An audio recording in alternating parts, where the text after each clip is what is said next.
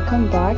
Since we're way ahead of scheduled time, take this opportunity to grab yourself a cup of coffee, breakfast, or lunch, depending on where you are. And we'll proceed with Professor Aman's masterclass at the scheduled time, which is at 10:45. So we'll see you guys then. Thank you.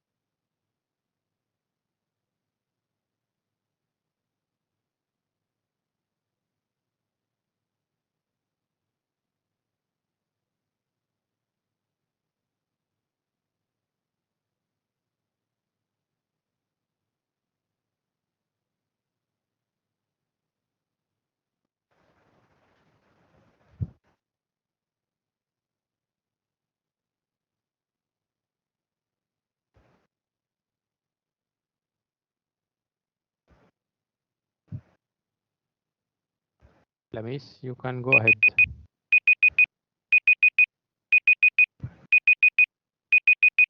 Shall I begin with the address?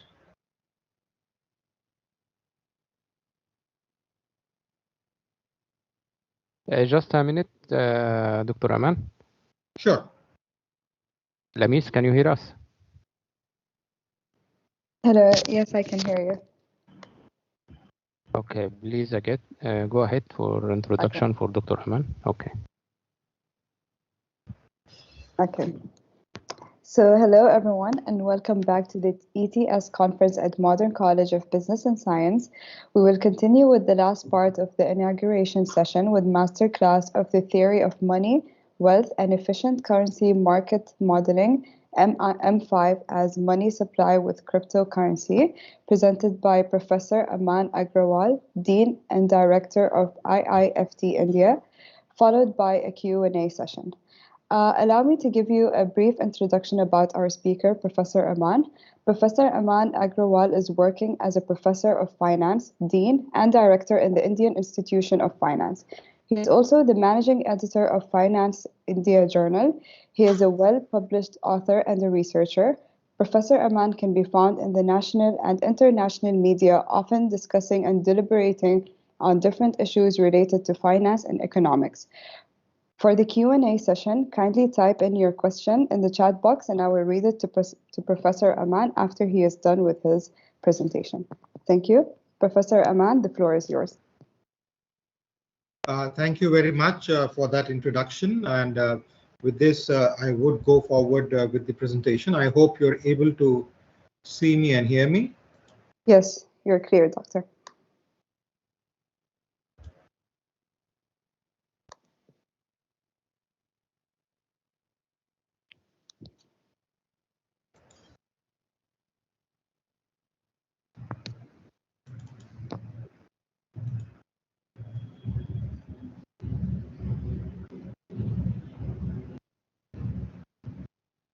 I hope you're able to see my presentation slide. Yes, we can see it. Very well. I would like to thank the organizers, Dr. Megdi and others who have been in touch with me to invite me to address at the inaugural session of the three-day international conference being hosted by the Modern College of Business and Sciences in Muscat and Sultanate of Oman. As I had expressed my views, I would be giving the address on theory of money, wealth, efficient currency markets, modeling M5 as money supply with cryptocurrencies or CBDCs as commonly known by central banks now. And I'm happy to share that this work has been taken up by various central banks, including the Central Bank of India in the recent announcements made by the finance minister in terms of including this for as a digital currency with digital rupee. These are some of the links of the works which are there, two key works based on which one of them got published last year in 2020, December 2020, or in a book by Bala Balachandran from NYU Stern by World Scientific on Economics of Cryptocurrencies, which is an extensive work, extension of my earlier work done in 2016-17, published in 2018. The views expressed here are our own, the authors and others, and not of those institutions which we represent. I'm thankful to my colleagues and friends who have been very helpful. Some of them, Franco, James, Jim, Bert, Robert Merton, Douglas Knott, Daniel Kahneman, Hubert Fromlet, Frederick Mishkin, Professor Agarwal, and my family, Mrs. Nidhi Agarwal, and my son, for sparing their time and helping me in conducting the work. These are some of my other colleagues who I would like to thank, who actually peer reviewed my work and gave me suggestions during 2016 and 17 when I gave the stance to this work, which includes almost about 4 or 5 central bank governors and other chief economists and practitioners in the stock exchanges and heads of institutions across the globe. Apart from this, there are roughly about 200 plus people who have reviewed the work before I submitted to publication. As I said, I would like to thank the organizers. I'm going to keep the focus of my presentation among these following sections, where I would be focusing less on next section number 3, beginning with modeling financial development and economic growth, specifically because the I hope you're able to see my slides move. No, it's not moving. It's Just a better if you second. can share it again. Yeah, I will try and do that again. Yeah.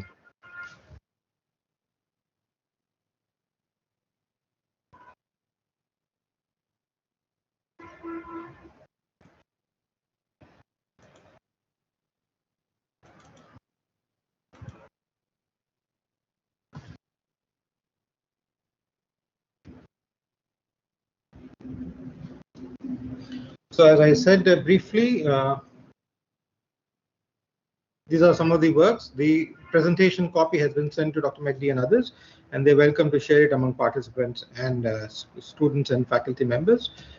This is, as I said, the acknowledgement and the statement which I always make before, with something which I learned at the World Bank, that these works are ours. Some of the key people who have helped me refine my work between 2016 and 17 and take it forward in terms of publishing it going forward in 2018 and 2020. These include people who are central bank governors, heads of research institutions, the full professors, chairmen, and chief economists of central banks. And I would like to thank the college to have invited me. Since the focus of the conference is on economic transformation and sustainability, so I have introduced a first section which clearly focuses on it. As I said, the sections would include modeling financial development and economic growth, focusing on the conference theme, which is on transformation and sustainability, economic transformation and sustainability, where you look at economic development, sustainability, and emerging businesses. Following which, I will go to artificial intelligence and society. How does it interplay?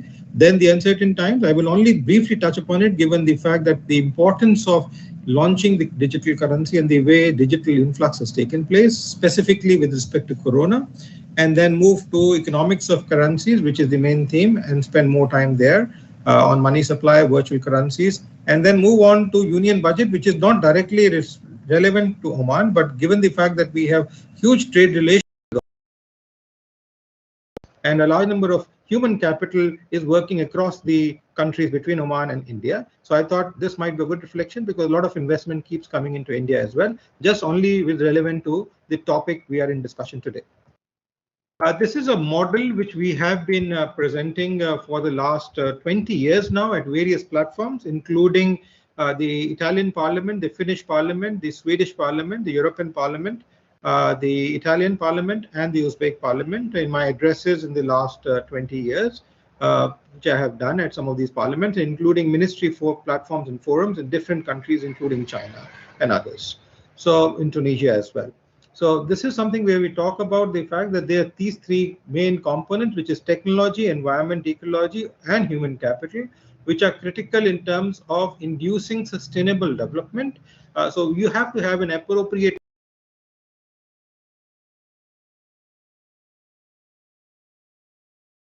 individuals as well as on economic platforms looking at their data, and we found that these particular three components are critical whether we use it at a macro level like an economy, or a micro level like a firm, a unit of a firm, or even as an individual. So we need to have an appropriate mix of all the three, that is technology, environment or ecology, and human capital, to induce sustainable development and growth, which is also the key theme of the conference today.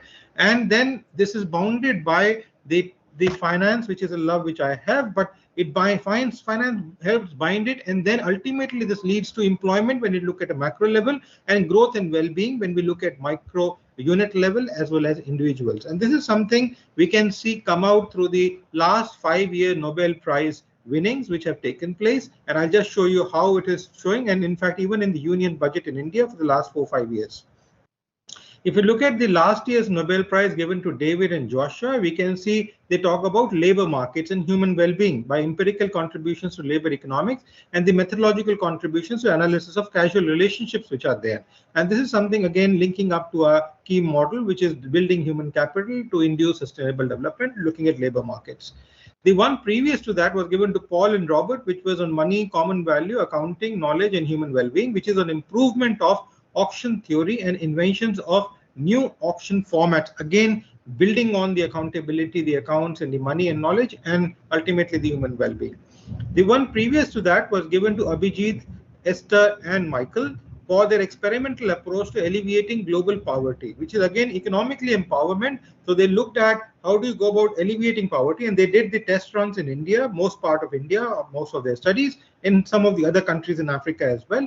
So they talked about how do you go about alleviating poverty, then looking at eradicating healthcare, and then going in for education and other benefits, which will ultimately build up the society, build in sustainable development, and have equitable growth, empowering economically and building that human capital which is required for tomorrow's nation, in any nation as a matter of fact. If you look at William and Paul's, which was again a Nobel Prize given to previous to Abhijit about 4 years back, which was on integrating climate, technological innovation, and long-run economic growth curves, we can see again this talks about integrating climate, technological innovation, and long-run economic growth. This is something which we have been projecting in our work still since 2002 model, where we say take a mix of technology, an appropriate mix of technology, environment, and human capital needs to be there, whether we look at an organization or an institution or a company or a country or a state or even an individual, personally you and me and anyone else. We need to have the appropriate mix to have that sustainable development going forward, inducing growth, well-being, and employment for each one of us and the state. This is another model which we developed in 2005, and I'm happy to say that not only India but a couple of other countries are taking advantage of this model. Initially, for almost till 1991-92, a large number of countries focused on savings only. After Frederick Mishkin, editorial board member of Finance India, he was inducted later on in the Federal Reserve Board as well. He created this model of inflation targeting, saying that inflation targeting will help do a better structuring and development. And as a result, we saw that inflation targeting did benefit, but then it induced lower growth and was a counter-effective factor for growth. And as a result, we saw the same thing happen when Atal Bihari Vajpayee, the previous government, almost in between 2000 to 2004, we saw that government introduced this in India as well. And we saw that there was certainly control on inflation, but then it did counter effect on the growth factor. So that's when we looked at data and we found out that if we have an appropriate mix of savings and inflation, which are opposite trend functions completely. When you have high savings, you have low inflation. If you have high inflation, then you have low savings. So you need to have an appropriate mix of both in the financial development policy framework of the government, including the central bank. In fact, the Central Bank of India, which is Reserve Bank of India, targets both these factors today in terms of calibrating its monetary policy and structures. These are some of the key works which I always refer to. The first one I always would like to say, I don't know how many of you have heard of Chanakya Kautilya. He wrote the book called Arthashastra. Arthashastra was written in BC 350 BCE, that is 4th century BCE. This work, I refer to him as the father of economics because this work, which is available in over 100 languages across the globe, is something which is relevant even today in terms of economic structures. Arthashastra is a Sanskrit word which actually means economics and how do you go about functioning. He tells in his book what are the functions of a king, kingdom, king's officials, the civilian. All the four categories are taken into account and gives their perspective of what should they keep and what should they not keep and how should they project, how should they balance out, how should they run a country or a kingdom or a kingship and so on and so forth. Only in places where there are no kings, there are presidents or prime ministers, you need to replace this word and you will see the book is still functional even today. Although Adam Smith's work is no longer functional because it is in seclusion, and that's where Chanakya's work, which is much prior to Adam Smith's work, is referred, and I refer to him as the father of economics, the true father of economics. In any case, our works between 2004, 6, 7, the ones in yellow are also something, and the cryptocurrency work, which is in 2016 onwards in 2020, are something which are being looked upon by India and various other countries, apart from some of the other works. We are, since we look at economic development and growth and sustainability, we are in a world of global disequilibrium and an interdependence. If you look at the Russia-Ukraine war, which is going on, or the Ukraine-Russia war, you may want to call it, this is certainly a major disequilibrium which is being faced, whether it is oil-rich countries or oil-poor countries or in importing countries, or whether you look at medicinal importing countries or trade-based countries or export-based countries, all of them are being troubled with the fact of what is happening. Are we going in for a next world war? Are we looking at only a localized war which is happening? What will happen to people? What will happen to the environment? What will happen to so many things? And on the other hand, we see a lot of interdependence wherein we're looking at bridging this country back. We're trying to, Prime Minister Modi in India is being called upon to talk to both the parties to bring them on the table to settle the war off, create a platform. And interdependence is there. The NATO is being asked, the United States is being asked, European nations are being asked, Arabic nations are being asked of how do you go about help in creating a balance. We saw the same structure when 2 years back COVID hit the markets. All countries came together. Whichever country needed the help, they came with facilities, they came with medication, vaccination, and so on and so forth. In terms of doing, India provided hydrochlorine to United States of America, a huge chunk of it in the early 2020 when there was a requirement, when they thought hydrochlorine was helping. And India had huge supplies. Then we're supplying now vaccine. The indigenously grown vaccines are being supplied to large markets over across Arabic region, Africa, Europe, even United States of America, as a matter of fact, and even other parts of East Asia. And that is again shows an interdependence. We had a problem of oxygen in creation in hospitals, and as a result, we had help coming from all nations across the globe trying to supply us with oxygen plants, cylinder plants, oxygen cylinders, oxygenating machines, and various other tools and equipments. Now, these is something where we see disequilibrium on one side and interdependence on the other. Now, that is critical when we're looking at sustainable development, and that is something which is a new structure which we are seeing, and I'll come to the end in terms of the way regional powers are growing up and that interdependence is helping. The three components which are always critical factor are growth, unemployment, and labor. Irrespective of the country, irrespective of it's a developed country or an emerging market, these are three factors which are key, critical, and need of the hour for almost now 6 or 7 decades. It's not something new. It's a 6-7 decades structure, and there needs to be a balance for survival, socio-economic growth, and environmental discipline to go about inducing all the three, that is growth, unemployment, and labor. We also need to strengthen energy markets, and that is being done where we have exchanges and others coming up. Central banks, and market responses also need to be appropriate. And we saw that during COVID time, most central banks across the globe did take a proactive role. Banking did sustain itself. We could survive. Supply chains in terms of finance movements, money movements did not stop because of the proactive role of central banks across the globe. Digital revolution and dividends and securities also helped. In any case, we suggested a full employment model, which is, again, I have sent the background paper for circulation to Dr. McD. He is welcome to share that, which talks about creating an exchange for labor in like a Bombay Stock Exchange or NASDAQ or NSE or the CBOT. A similar exchange could be created where labor, that is hours, labor hours. It is not white collar or blue collar workers. It is labor hours which labor is accounted for, where we say human capital is wealth, labor is wealth, completely devastating the theories of earlier and bringing forth. In any case, CBDC, which I will discuss a little later. Also, tax systems and lowering of taxes critically important in this sphere which we are existing in today if we want more efficient and better efficient systems going forward. And the governments are working towards it. In any case, I don't need to brush you about the way digital revolution is taking place. This is something which every one of us across the globe, across the states is observing, whether we have less digital footprint or high digital footprint levels. But we are seeing this. We have gone through an era of innovation. Access to internet is more than 40% of the world. 20% of the poorest have mobile phones. 7 out of every 10 has a mobile phone.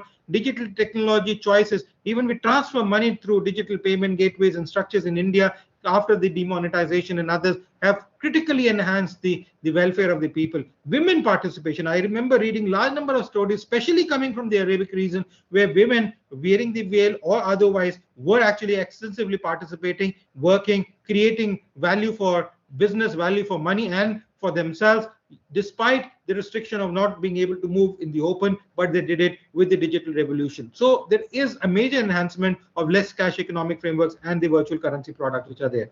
This is something which we saw in the World Bank reports which came out, how digital technology brings about accessibility, affordability, and open and safe. And this is something which most countries around the world are working on with. We also saw the expansion of digital. It has gone too much high now, but this is something which we saw in terms of digital dividends come out, which the report was published by the World Bank at that time. The similar is the case of mobile usage, which enhanced extensively within a span of about 5 to 7 years, but till about 2015-16. So there has been a huge enhancement of digital influx, which is there felt by every one of us. The way I am able to address you all is another counter outlay of COVID as well as digital influx. Now you can have people from across the globe. I have another colleague of mine from Aligarh Muslim University who invited me to address AMU recently about a month back, going to be addressing you. Now all this could not be possible, easily possible. Yes, I do miss visiting countries, because when I visited in the past, I could get exposure to their culture, their society, their food, their cuisine, understanding human, which I could do that better. But certainly there are certain restrictions, but then we do benefit. When we look at artificial intelligence in society, this is something which is key critical. This work, which was published in Bala's book from NYU, is reflecting case studies, large number of case studies which we have studied, how artificial intelligence, blockchains, please don't misconceive blockchains with cryptocurrencies, so-called cryptocurrencies, which we call crypto products, because they are, blockchain is like a technology, like a platform, like Unix, Windows, DOS, Linux, and so on and so forth. So blockchains are not same or parallel as crypto products or cryptocurrencies. They're independent technology, and they can be utilized for multiple things, including medical, healthcare, various other things. We are using in India for rural healthcare, even for post office banking now and others. So AI is being used by banks and financial institutions and others. In agriculture, they're using it in terms of enhancing productivity and all. CBDCs in any case will come in. So we are given case studies, whether we look at agriculture, rural, national security, healthcare, women, social welfare, creating jobs. How could you go about enabling and creating jobs and inducing growth, confidence for the youth? MSME today, for a youth, whether he's coming from Oman, or he's coming from India, or from Vietnam, or from Germany, or from United States, his market is the world market. It is no longer the market restricted to his boundary zone. He can access jobs and structures going across the globe. And this is where sustainability model and integrating a global village comes into play. Infrastructure development, how it is being benefited. We saw recently where one of the ministers who is looking after infrastructure development in India, he actually developed a bridge. He committed for a bridge in a state which when he went back to his ministry, they said will cost about 6,000 crores, which is roughly, if you look at it, is something roughly about 600 billion rupees, which is a huge money. So he reduced by using a new technology which Singapore had developed, expanding the distance and using a specialized technology infrastructure which enables AI and blockchain structures. He developed a structure which is costing only 600 crores, which is almost 1/10 of the cost which was projected earlier. So you can see how infrastructure, banking, and others are utilizing. And if we look at digital currency coming in banking, post office banking, which we have been suggesting from 2008-9 onwards, and our ministry has, Minister of Finance in the last budget talked about the same of introducing post office banking the way suggested, clearly will induce that efficiency factor and induce a better monetary and fiscal prudence, and ultimately the livelihoods of the people. Some of the works which we have proposed from time to time and which have been implemented, like Money Laundering Act, which was created, suggested by our joint study with Florida International University, published in Finance India. Parliament of India consulted us and then created the Money Laundering Act, which in 1994 was implemented. Kisan Credit Card, a credit card for farmers, which was suggested by us way back in 96-97. In 98, finally at a conference again, in 98-99, they implemented. The Ministry of Agriculture, Reserve Bank of India, and Ministry of Finance implemented this. Then we had the tax incentive schemes, based on which portfolio approach was introduced by the Honorable Finance Minister last year, and tax incentive scheme between 1989 till 2008 or 9 in India were implemented based on that work also, which was published in 1989. Then we have World Energy Fund, which was created by the OECD, which was suggested by us way back in the Finnish Parliament way back in 2007, implemented in 2008 by the OECD. The post office banking, as I said, we have been since speaking about it at various platforms in 2008 in the same format. It has been implemented in the Union budget and earlier the Honorable Prime Minister partially in creating the structures. Then we saw the National Labour Exchange, where 2 states and about 4 countries are looking at this model as of today. 2 states, that is Delhi state has introduced it as Rozgar, and UP state has introduced it as a labor exchange in India. Apart from this, there are about 4 countries we are in touch with who are introducing this in terms of creating a practical exchange like a stock exchange for the labor market movement to introduce full employment capabilities. Cryptocurrencies, in any case, launched by central banks, have been introduced. We hope they will also introduce M5 as a monetary policy measure to calibrate once the digital rupee is introduced in this year, as per the mandate given by the Honorable Finance Minister in the Union Budget 2020. Mobile Mandi and Mandi on Wheels, where the Mandi, which is the main places or the places where all vegetables are brought, they actually go to the farmers instead of them coming to us the other way around, to induce better efficiency as well as reduce the wastage and double the farmers' incomes. I'll just brush through this because, as I said, I will not. This is not the core topic, but I wanted to give reflection. We have been, when this pandemic came in, I was interviewed in January 2020 by various channels, and then they asked me questions. Before that, I spoke to some medical experts and superintendents and chairmen of hospitals, and they told me, this corona has been there for 2000 years. And that's when I said, if it has been there for 2000 years, what is stopping it to be there for the next 2000 years? So it is a question of life with corona and not life after corona. When we look at, and then a couple of conferences which I addressed, I was asked to look at, when I looked at the history, I saw large number of plagues which have happened, eradicated huge chunk of populations, almost 2/3, 4/5 fifth of populations have been eradicated by some of these plagues which have happened. And the whole verge of society disappeared. Sometimes full cities disappeared, but we are here talking to each other. We are here communicating. We are having cups of coffee and tea. I remember the young lady in the break between the presentation when she announced that we are going to have a session. She said, let us go and have a cup of coffee and tea. Maybe not together as we could in a physical conference, but then she did say that we could have a go join for a cup of coffee and tea. That all is happening despite. So we should not lose hope. Some of these pandemics and epidemics are still in existence, like AIDS. We have Zika virus, even H1N1 is not completely clear. Corona is today there. So there are a large number of them which are still present and we are still going on.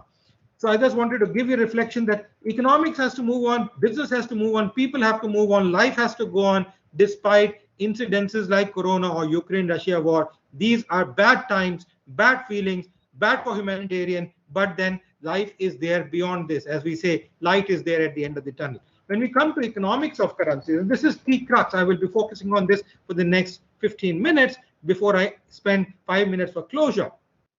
We look at, the medium of exchange. Now, most of these cryptocurrencies, so-called cryptocurrencies, which I call crypto products, like the Bitcoins or Ethereum and others, have no medium of exchange.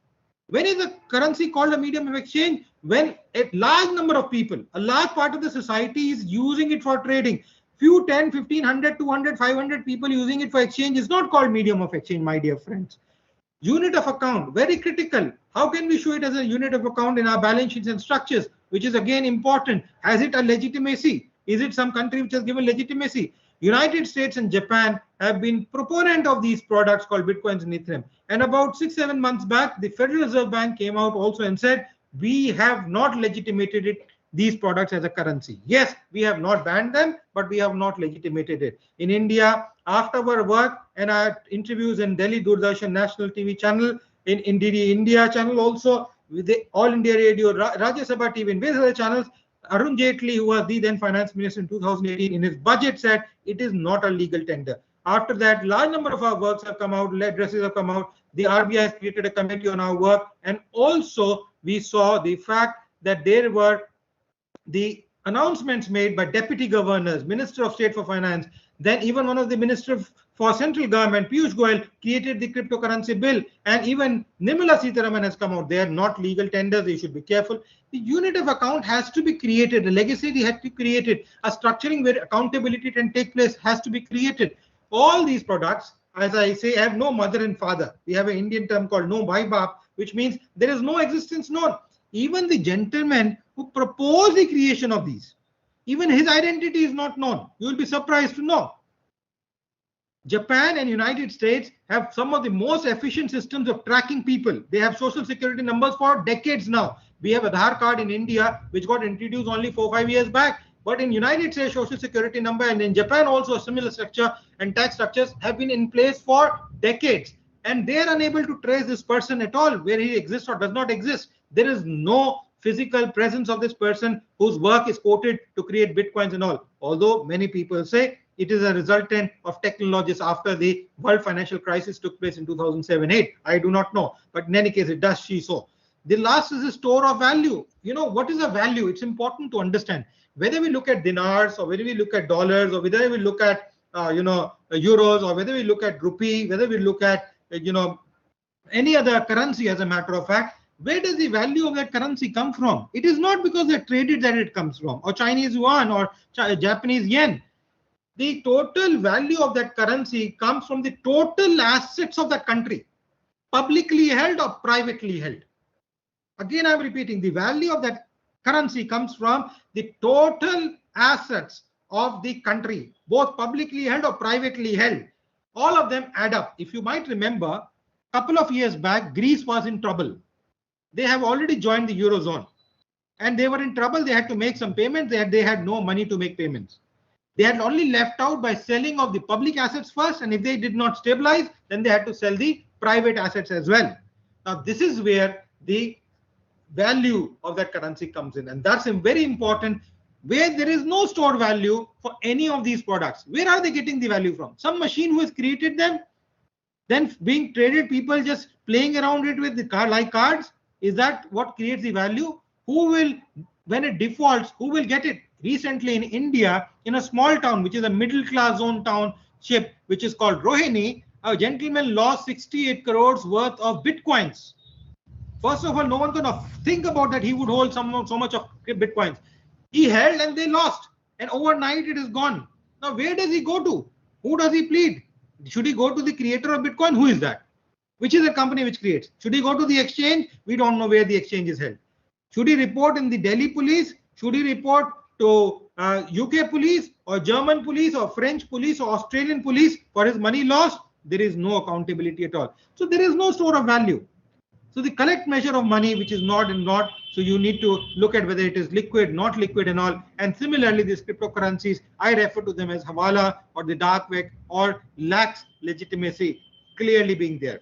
What we are seeing now is a change to CBDC with a change of form, like we saw from gold, silver, leather, wood, metal, paper, plastic, tobacco, and livestock being used earlier. But they were guaranteed by the kingdom. It's not a goldsmith could just produce gold and say this is a currency. Silversmith could go and produce, or leather producer will say this is a currency. No, it had to be marked by the king or the kingdom. Only then it will become, whether it is in leather or wood or silver or gold or any other form, as a matter of fact. Till it is legitimated, it is not. Similar is a digital currency like the digital rupee. It will float once the government recognizes it and creates this as a wealth. And you only need to change form, like we saw change from gold to silver and others. You don't need to create using machines which chunkily consume a huge chunk of electricity and are of no worth and no value creation. So that's where the value of wealth as a national money supply, banknotes, government issued paper and coins comes into picture.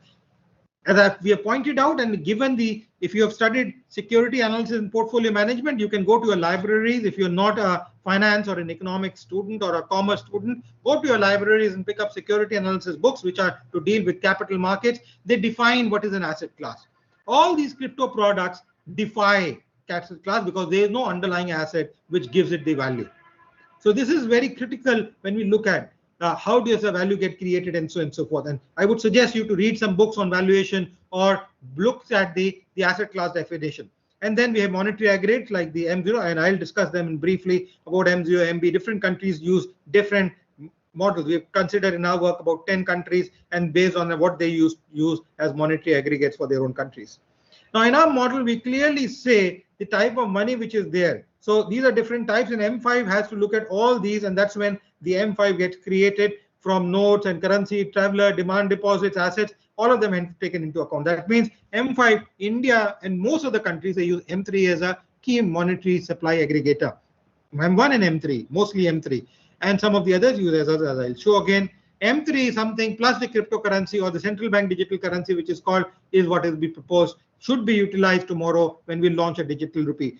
China has tried to do it. They're trying to launch it, but they've still not been able to launch it. If India is able to do it in the stipulated time given by the Honorable Finance Minister in the budget to the Reserve Bank of India, we will be the first in the world to launch a digital currency called the digital rupee. And then the Reserve Bank would have to consider creating a money supply measure, and I hope they do this as well, because to monitor it is important. We saw Venezuela actually create a currency based on our work in 2016-17. They logged into this and they created a petrodollar based digital currency, signified because it had underlying asset. What was the underlying asset? The petroleum reserves. But it went bust within about 5-6 months time. This petrodollar went bust. Why? Because the claim they claimed of petroleum reserves they had, they did not have. And that's where this particular petrodollar was a complete failure. Otherwise, it will have been the first digital currency to have launched in 2018. Very noble. It fulfilled all the criteria which we have quantified, but it failed completely because it did not have the underlying asset. In India, the Professor RBI is doing, Ahmad, and the union budget does it. I'm China, sorry. yes. I'm sorry to interrupt, but I just want to inform you that you have 5 more minutes. Sure. Thank you. China, the PBC digital currency was introduced. The US already, as I said, is also talking of introducing the Federal Reserve currency, the central bank digital currency. In any case, these are some countries, 72 plus countries, which have not allowed the digital currency to be introduced in the markets. Some of them have allowed in stock trading, like in India, through the Supreme Court directions, they have allowed. This was our work, which was again based on which the RBI created the cryptocurrencies. Some of our interviews on the work which came up, and some of the statements which came up based on our work as well. Again, the links to the work are given. This is a book which has published our recent work on 2020. We go to money supply. Briefly, I'll touch. These are some of the key critical works which you can go through when you try and understand what is money and how they are defined when you're looking at these crypto products. What is money, stock, currency valuation? I've already discussed. These are some of the currencies based on 10 central banks which we studied. M0, total fiat currency, all currency with central bank deposits, which is MB. Then we look at M1, which is traveler checks and others. M2 as savings account and money markets included. Then we have M3 with M2 and large long-term deposit, international money market mutual funds, and repurchase of debt securities by central banks, referred to as broad money. MZM is also adopted by some countries. M4 is also adopted with commercial T-bills. M5 is what we have proposed in our work. So this is how in India they look at M0, M1, M2, M3, and M4. However, the main one are M1 and M3, which India always looks at, and M3 is the key, which is they look at. This is why we have proposed, again, given the possible time, I will not go in details, but it is clear why we want to go for this future currency and how it can create value for money. In terms of virtual community, European Central Bank has come out with various documents clearly showing how these crypto products defy the framework of currency and outset the framework in their charts and in their reports as well. When we look at some of the other works which we have done, clearly shows how a normal legal tender is there for the virtual community. Similarly, they are not real goods and services. Transfer of funds is not possible. Certainly, it does help in easing transfer outside the ambit of regulators, and which is very critical because then it can lead to the ills which can get created. Until it is launched by a central bank, it is not an appropriate currency at all. This is the old where Satoshi Nakamoto, who is a virtual identity, not in reality. The mining structure, in any case, we don't need to do this when we launch a digital currency. Some of the key factors which are there, but again, it's non-repeatable, easy to set up, and so on and so forth. And as a result, they still don't hold true. Some of the things which clearly missing, which is value-based, stability, liquidity, information efficiency, accessibility, regulator, transfer, and openness. With the rupee, I'll just like to say 2 points here. We have been one of the oldest currency in the world with 1000 BCE. Sheikh Shah Suri launched the Indian rupee in 1496.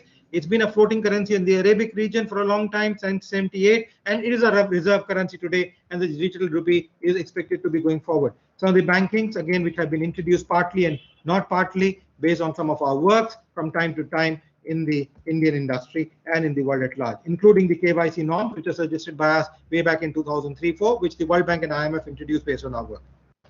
Again, this is a questions before us as we go. Most millenniums, or the Generation Z as they call them, need to look at this before they go forward in life, and some of the key areas which need to be still attended by governments across the globe. Privacy concerns are still key critical. Risk of cybersecurity is there. Bitcoin, again, as I said, Arun Jaitley has pointed out, and the virtual currency clearly is there. The government concern is there. I will only touch upon one aspect in the budget, which is, as I said, which is creating the digital framework, which is talking about the value addition. Here in India, the government has created a 30% tax on virtual assets. Please understand, when we say virtual assets, the minister has forgotten to see, but it includes digital payments, patents, ETFs, all crypto products, cryptocurrencies, data and information, photographs, influencers, goodwill, and many others, but only can be there once they are being tabled. What will be the fate of cryptocurrencies in India will be determined by the cryptocurrency bill tabled in November 2021 by Piyush Goyal, one of the central government ministers, and by the parliamentary committee. And once it is put up in the parliament to become an act, we will come to know what is there. With this, I conclude in the next 2 minutes, and I hope I'm within the time frame. AI and blockchains are an integral part of human well-being. As fast as we can adapt, is very critical for us to grow. I saw your presentation, beautiful presentation of the university, which talked about how they use digital platform, digital structure, courses, and so on and so forth in terms of integrating and integrative knowledge to the candidate. And it's very critical. Digital currency by central banks is going to be the day of the hour, rule of the hour. Regulatory prudence needs to be there. Role of central banks is going to increase. Technology has to be as an enabler. M5 as a money grade. And we have launched something called e-Rupiah, which will help digital payments avoiding the UPI payment gateways or banking payment gateways directly from my wallet to your wallet. My wallet to your wallet, like it goes from a leather wallet or bag to your bag. Similarly, with the digital rupee, go from there with only digital imprints being created, but no payment gateways being utilized. And this is something which India is introducing. Also, the rupiah, which was introduced by India as against Visa and MasterCard, is something which is picking up, and hopefully we'll see more with Russian trade enhancing in India between the Ukraine-Russia war which is happening. The Vision 2030 is of jobs, growth, and simplification. World is moving towards a new economic order, which is multiple powers. India as a knowledge hub, China as a manufacturing hub, United States as an arms defense hub, Europe as a finance hub, Russia as a defense hub again, and so on and so forth, with different countries coming up and emerging as a multipolar world to build that balance and interdependence. Social security still needs to be held upon. Environment needs to be taken care of, and business and employment growth needs to be there. Would like to quote the Buddha's eightfold path, which is right views, right decision, right speech, right action, right living, right struggle, right thoughts, and right meditation. Difficult to achieve, but needs to be kept as target. And finally, which is trust and confidence, holds the key to growth and prosperity. If I and you don't have trust and confidence, you cannot learn anything. If teacher and student doesn't have trust and confidence, they cannot. Employer and employee doesn't have, they cannot. Companies and governments cannot, then they will not. Governments and civilians, they don't have trust and confidence, they will not grow. Either of them will not grow. We see this growth only when there is trust and confidence, whether it is parents and children or even brothers and sisters or anyone else, as a matter of fact. With this, these are some contributions we have made. Finance India is one of the co-partners for the conference, as we signed an MOU. We are a Scopus listed UGC, ABDC, JEL, Cables listed journal. 43 plus agencies index us and ranked about 4th out of 22,000 journals across the globe by SGIF, and also ISI index and others. We have been appearing, we have emerged as a think tank. We are approached for various works which are there. I leave this presentation here. And with this, I will be closing my presentation. And thank you for listening to me on the topic of theory of money, wealth, efficient currency markets, modeling M5 and money supply with cryptocurrencies. Thank you very much. Thank you, Professor Aman, for this fruitful and in-depth presentation. And as we agreed earlier, we have some questions. And if anyone has any questions, please type it in the chat box so we can ask Professor Aman. Professor, we have a couple of questions. Sure. So I will read for you the first question from Dr. Okay, sorry, my camera turned off. From Dr. Ravi. So Dr. Ravi says that recent war between Ukraine and Russia has helped Ukraine to mobilize money from many countries using crypto. USA has last week announced to bring reforms to curb Russia from benefiting cryptos, meaning that crypto products are emerging. Only thing is, countries should work together to get better out of it. What is the implications of its legal identity?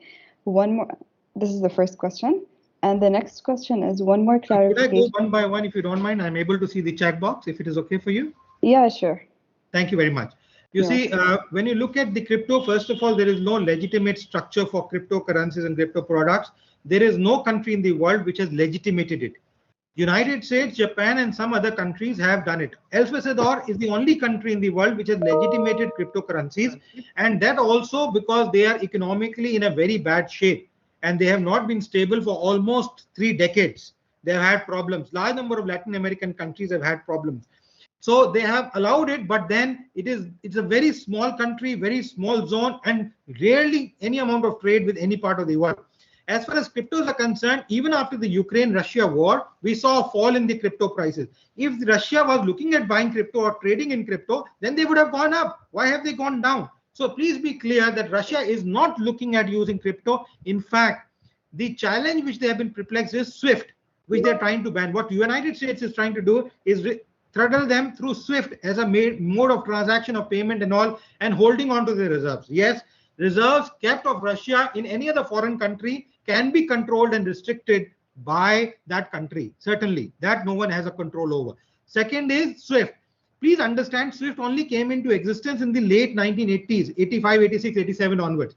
There was transaction taking place before 85 also. Like in India, we had rupee-ruble trade. And secondly, they can always take currencies in rupee also. I remember when Iran was being sanctioned, and we used to import roughly about 40% of our oil needs from Iran for a long time.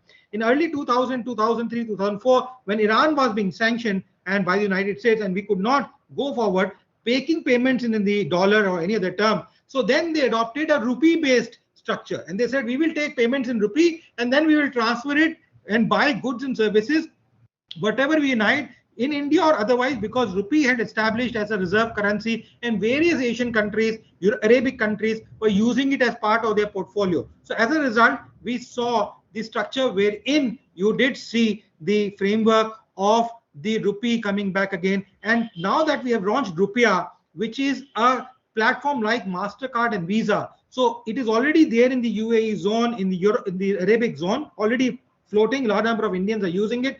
It can be extended, and it can be used for even corporate transactions, which could be done instead of moving from individual to corporate like Master and Visa does. And as a matter of fact, that can be used as a mode of transaction, not only in India, but across the globe. So from that perspective, those restrictions of SWIFT does not play. As far as the government levying 30% tax, I did clarify a full slide on where I said the government Ministry of Finance, Nirmala Sitharaman minister, has said in her budget 30% tax on not crypto transactions, on virtual assets. 1% tax TDS on virtual assets, which I just showed, which means what? That means there are a large number of virtual assets. As I said, data, influencers, patents, digital paintings. You look at goodwill in a company, it is also a virtual asset. So there are a large number of virtual assets which get entangled into this 30% tax.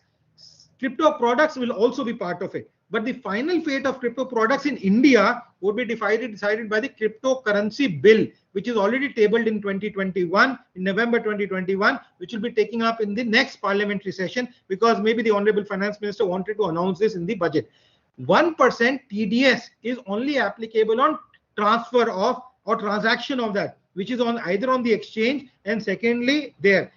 More important than that is how many will claim that I have this product which I'm trading. That's important. Like I said, one gentleman lost 68 crores worth of roughly about 680 million worth of Bitcoins, rupees. Now this he never claimed. If he did not claim, even if he transacted, no one will come to know, not even the government of India. And this is where the problem is, that no regulator comes to know of these transactions of all these products. Whether it is United States or Germany or France or India, no one will come to know about it unless there is a disclosure which happens. And as a result, even this 1% or 30% can only happen if there is framework which is there. So, I don't see that happening as business transactions going forward. And that's where, I don't see that fair. Certainly, you are not supposed to burn. I remember as a small child, I was told not to burn crackers. We have Deepavali, our festival where we burn crackers to festivate the good over evil. And in this, many of us at times burn crackers in our hand, put in our hand. Now, certainly we can burn our hand, burst our hand also. Many people, even today, when as a small child I saw, it was there 30, 40 years back, 45 years back. Now even I see the same thing happening. A lot of people going to hospitals because they burn their crackers in their hand. You can still go about doing it. So there is no question of anything. It is never used for business transaction. Even this Tesla as a car company has withdrawn the usage of Bitcoins for the payment paper. Secondly, Warren Buffett, one of the largest investment bankers, has clearly said, as one of their partners has come out and said only about 3 weeks back, that cryptos have no framework and one must refrain from using them, whether it is government or individuals. So how many people do you need? Government officials, intelligence people, researchers are telling you not to use it. How many people do you need to go about telling that it is not a valid framework for going about transacting? We have also crypto is the future without question, but is there political will and regulating? My dear friends, crypto products is not the future. It is the future for the dark web. Maybe in your country they're allowing it. Please go and understand the basic nuances of an asset class. It has to have an underlying asset. Crypto products today do not have an underlying asset. as I said, gave you the example. Where will you go for any legitimacy, or go to people and ask for where do you make complaints? You see, recently, about a week back, a particular exchange was completely eroded away of all the crypto products listed there. Next day, they put it back. They asked to make public statement. They did not make any public statement. So they were asked, how did you get these cryptos back? So is there a genuinity, or this hypothetically created? Or anyone has a right to create a crypto? Yes, anyone has a right to create. If it is accepted, like in casinos, you have chips which can be utilized in that casino zone. You are creating it. So 10 people, 15 people can play with it. Transfer money. It will be a money transfer. It will replace Habala and move into that framework. Now, I don't see that as legitimacy. 1% TDS, sir, I've already explained on digital transactions. It is on virtual assets only. TDS on virtual assets being traded on the exchanges, or when I transfer to my child, I need to pay 1% TDS. But that only when I disclose. If I don't disclose, there is no 1% TDS at all. And that is where the big lacuna in terms of taxation is. Taxation of any product does not give it legitimacy structure. Both the government of India, the finance minister, the Reserve Bank of India governor has come out with this statement. Whatever we have said in our article in 2016, 17, 18 is exactly what they are reiterating time and again in different statements going forward. I would request you to go through, and you're most welcome to come up with questions again to me on this issue if you ever want. Do you agree or disagree with statements that monetary policy are not relevant anymore due to extreme use of quantitative easing in the last decade? I am sorry, my dear friend, it is still there. Why would the largest country like United States invite and make Powell again the Federal Reserve Governor? Is because monetary policy still plays a critical role. United States, Europe, and various some of the countries have done fiscal spending to the tune of 3 to 4 times, almost 300 to 400% of their GDP growth in the last 2 years because of Corona. And now things are going out of hand. Inflation is rushing up, unemployment is going up. A lot of things are coming in bad shape. And as a result, they had to have someone who was a controller of monetary policy. And that's why when Powell was inducted, it was a wave shock which went through the industry, including central bankers, that now United States will have a contractory monetary policy controlling it so that they can be contraction and control in terms of quantitative easing can be controlled. So there is certainly the role of monetary policy, and that will remain as long as we have central banks controlling the movement of currency, which will be there going forward, even when the digital currency comes into play. Just a second. I think what is the next question here? Just a second. I just want to inform you that we have 3 more minutes until we're done with your session. Okay? Sure, certainly. Thank you. The next question is, do you disagree with the state monetary policy? I've already explained. Then you have the question on adding to my earlier clarification sought in the context of tax rates applicable for STGC and CLTCG are at 10 to 12%. No, you see, the long-term capital gain and short-term capital gain are on capital gain assets. Crypto products are still not capital gain. You see, goodwill was never capital gain, but with virtual assets being defined, it will come under the virtual assets now in due course when the accounting norms come into play. They will have to refine what they're saying in virtual assets on 30% tax, or they will automatically. Paintings will come. Capital gains are from things like trading in horse race, in casinos, doing any kind of trade which is there. It is not applicable on the crypto products, which is made clarified. Equity markets, yes.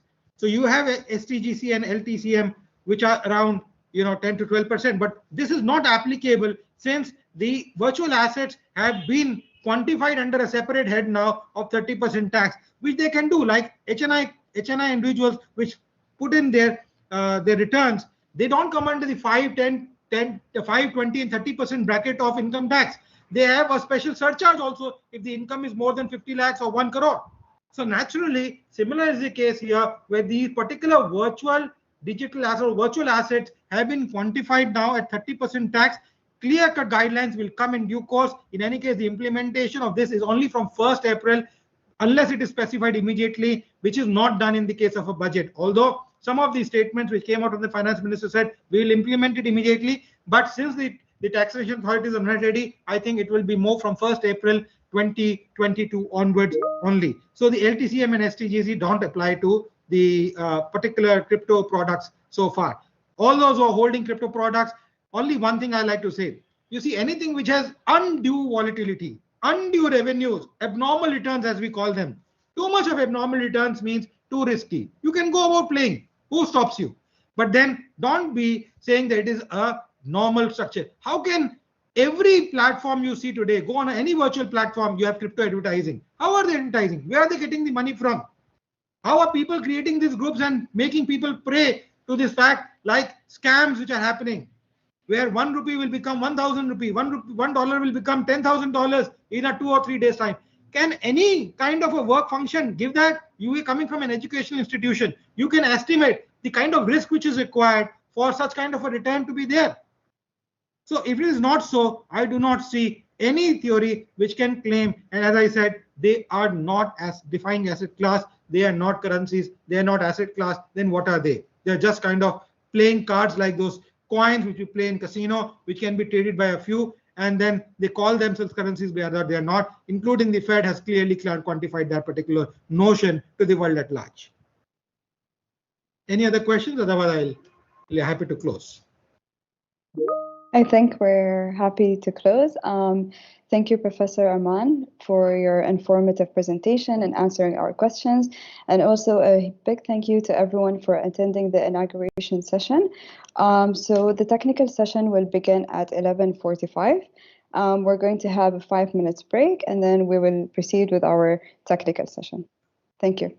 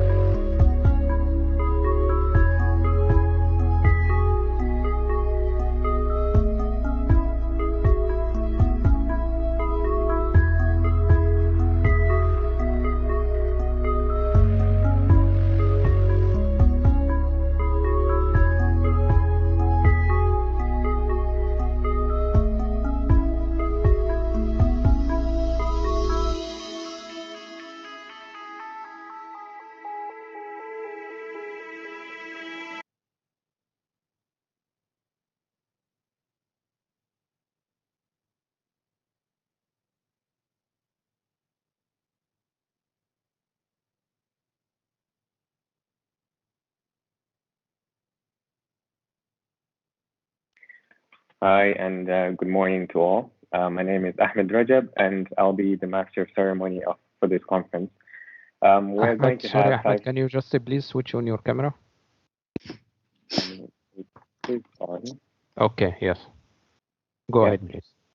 Yes.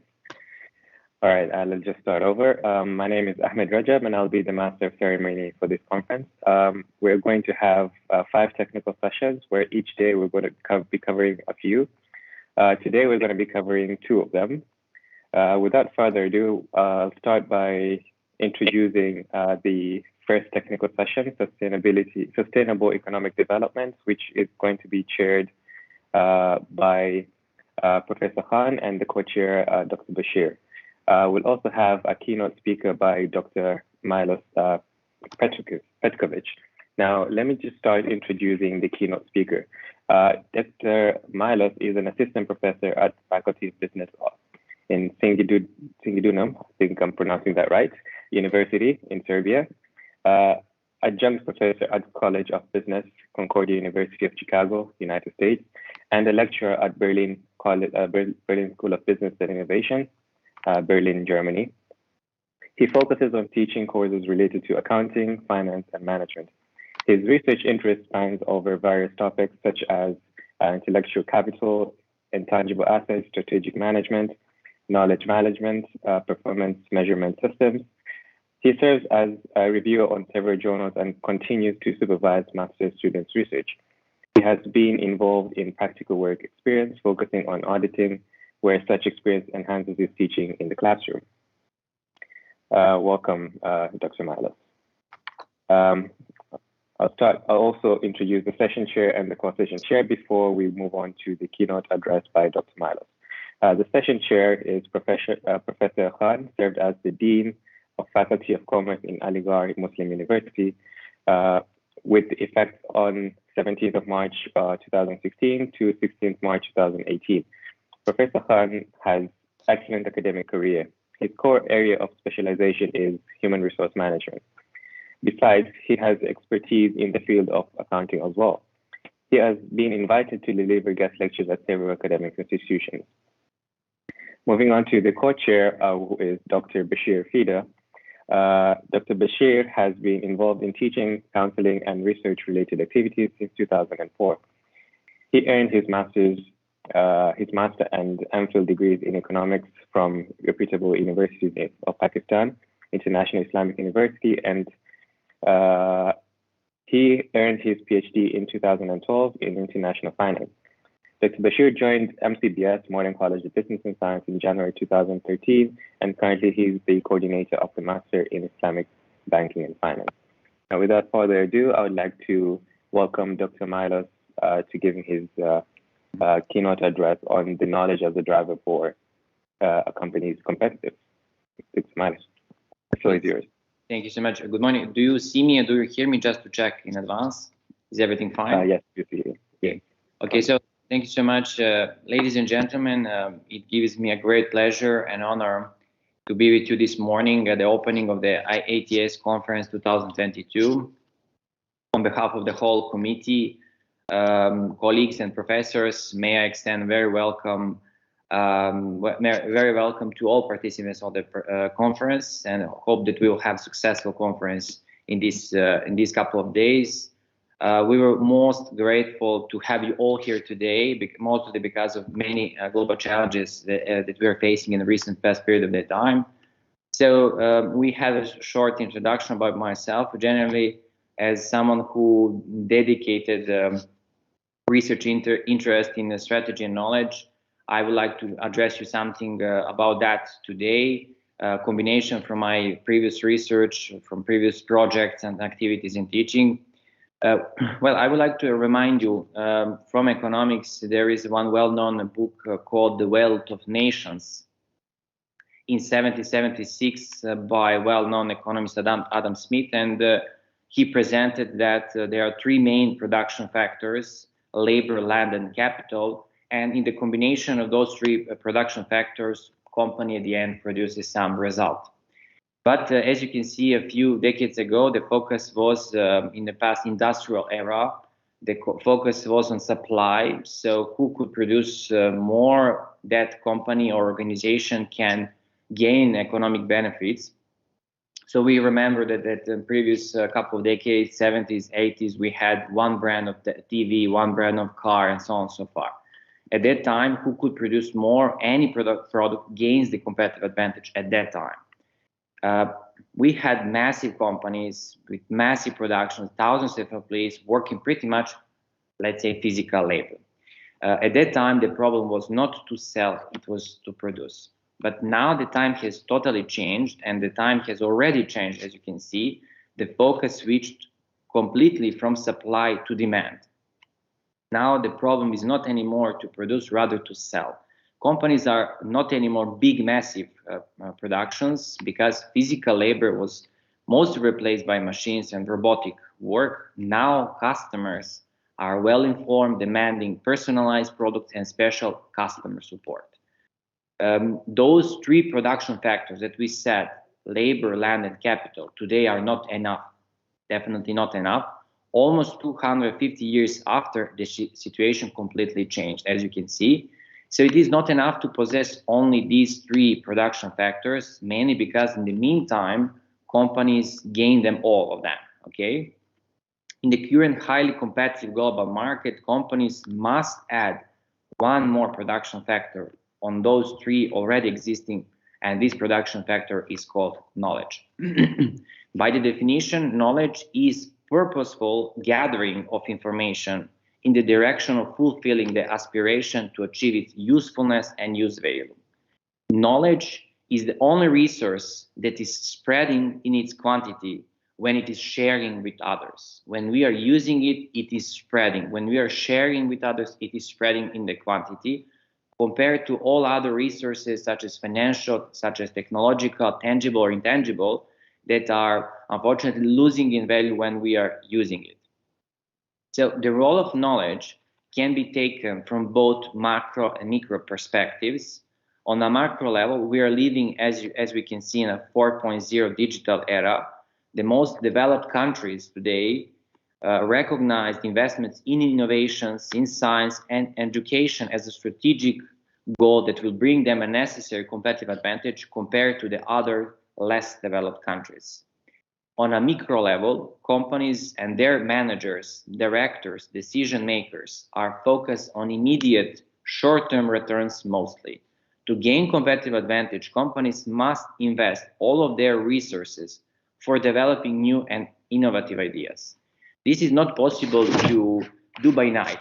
As we can see, those investments are strategic, those investments are long-term, and for new ideas, we definitely need a long period of the time, depending on what we are planning to develop, depending on the industry, depending on the country. This is only possible within companies that strategically see that as an opportunity, not as a cost mostly.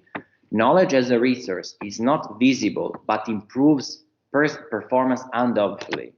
Stored in employees, it is up to the company's management to be adequately used or not. So intellectual assets are playing a key role in companies' performance. Two major forces led them to that position over the past few years and decades, and those are globalization and advanced information technology. In a highly competitive global market, intangible assets are the key success factor because knowledge assets provide a competitive advantage on the long term. Understanding the valuation of intangible assets is the basis of decision-making processes. In order to remain unique and different on the global market, companies must pay more attention to intellectual capital, such as knowledge, skills of employees, know-how, software, patents, brand, databases, customer relationships, and many other. Effective, but at the same time, efficient management of these intellectual resources leads to the production of new values and benefits. Reporting and measuring the whole process has crucial consequences, not only for all members of the company, but also for the general public and investors. Companies cannot rely completely today on traditional financial reporting tools because, as we can see, they are very classic, they are historic, they are old-fashioned, and not following, let's say, the advanced trends and changings, as we can see. So the process of creating values and making decisions is not possible if only traditional financial reporting are going to be used. This is why it is highly important for each company today to combine these traditional tools with non-financial performance measurements, and this is represent the biggest potential challenge that the accounting framework is facing nowadays. Companies' value maximization is generally considered to be one of the most important objectives of every company. In the knowledge economy or new economics era, the financial performance of a company is always under first observation, not only by internal users of financial information, but external users as well. The company's financial performance is under direct or indirect influence by invisible assets and resources owned by a particular company. Those invisible assets or resources are called intellectual capital.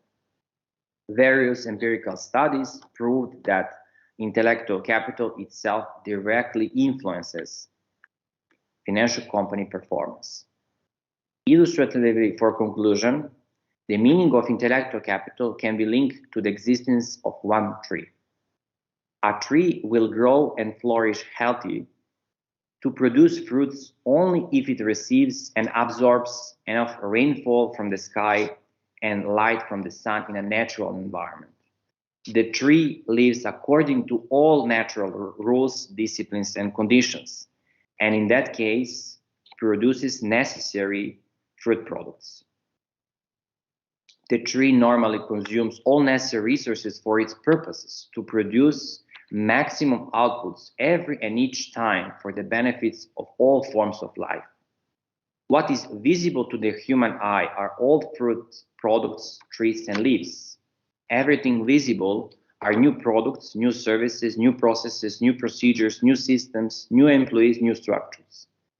Everything not visible are all components and inputs that created previous elements that are seen by the structure. Everything not visible are components and inputs that created previous elements that are visible, and those are intellectual capital, human capital, organizational capital, relational capital, knowledge, ideas, innovation, information, competency, skills, and capabilities that are not seen and that are underground. Thank you so much.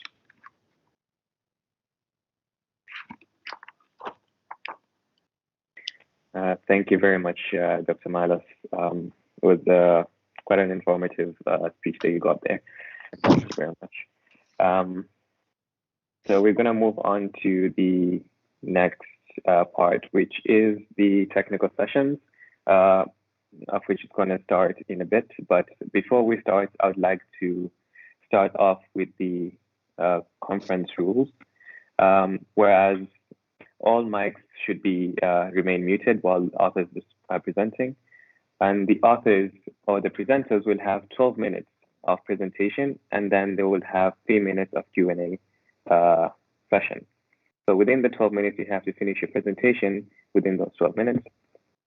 If not, if you run a little bit later, I'll be here police today, and I'll be cutting you off and go on to the 3 minutes of Q&A session. And the questions can be inserted in the chat box, and the session chair will read them out for the author to answer. Okay. Without further ado, I'll just call the first presenter with the paper Residents' Perception on Tourism Impacts, a Case Study of Oman, which was written by Dr. Bashir Fida, Mr. Al-Farai, and Dr. Omar Ahmed from Modern College of Business and Science.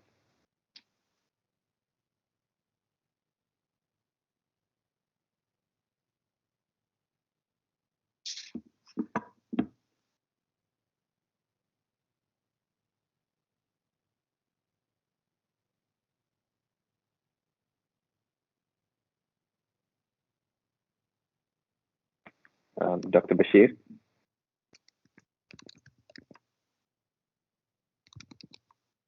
Yes, sir. Yes, Bashir. Your paper is the first one to go and present.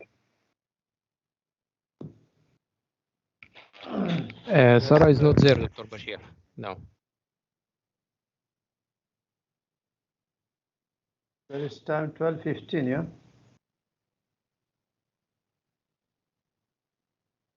There is Sarah. Sarah is going to present. Just let me ask her.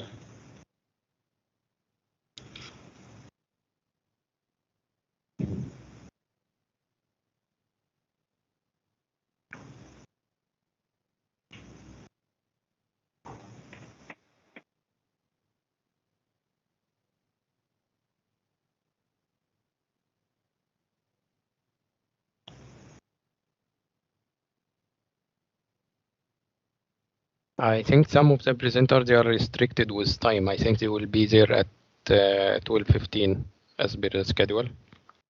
Yeah.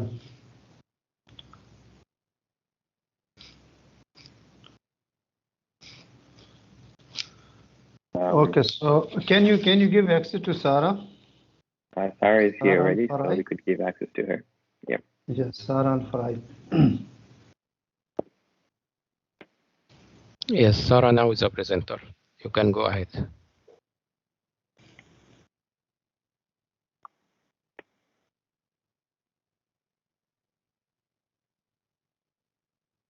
Ms. Sarah Al-Farai, the floor is yours. You can just upload your presentation and go ahead. Assalamu alaikum. Sarah. Do I upload the presentation or the image that Dr. Bashir told me about? No, just upload your presentation. All right, please give me a second. Yeah, sure.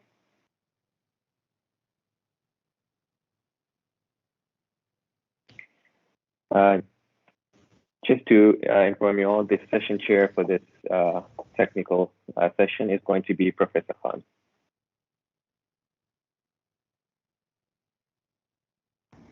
Can you see the PowerPoint? Yes, it is there. Yeah, we can. Yes, we can. All right. Let me start. Assalamu alaikum, everyone. I hope you're all doing well, and I hope you're all safe. My name is Sarah Nasser Ali Al-Farai, and today I will be presenting a topic concerning the impact of tourism, specifically in Oman. So, what is tourism? Tourism is the flow of people from one destination to another. So it could be regionally or internationally. But tourism differs to migration in the sense of timing. So if a person stays in a destination for more than 1 year, they will be considered no longer as tourists, but as migrants. So, hold on.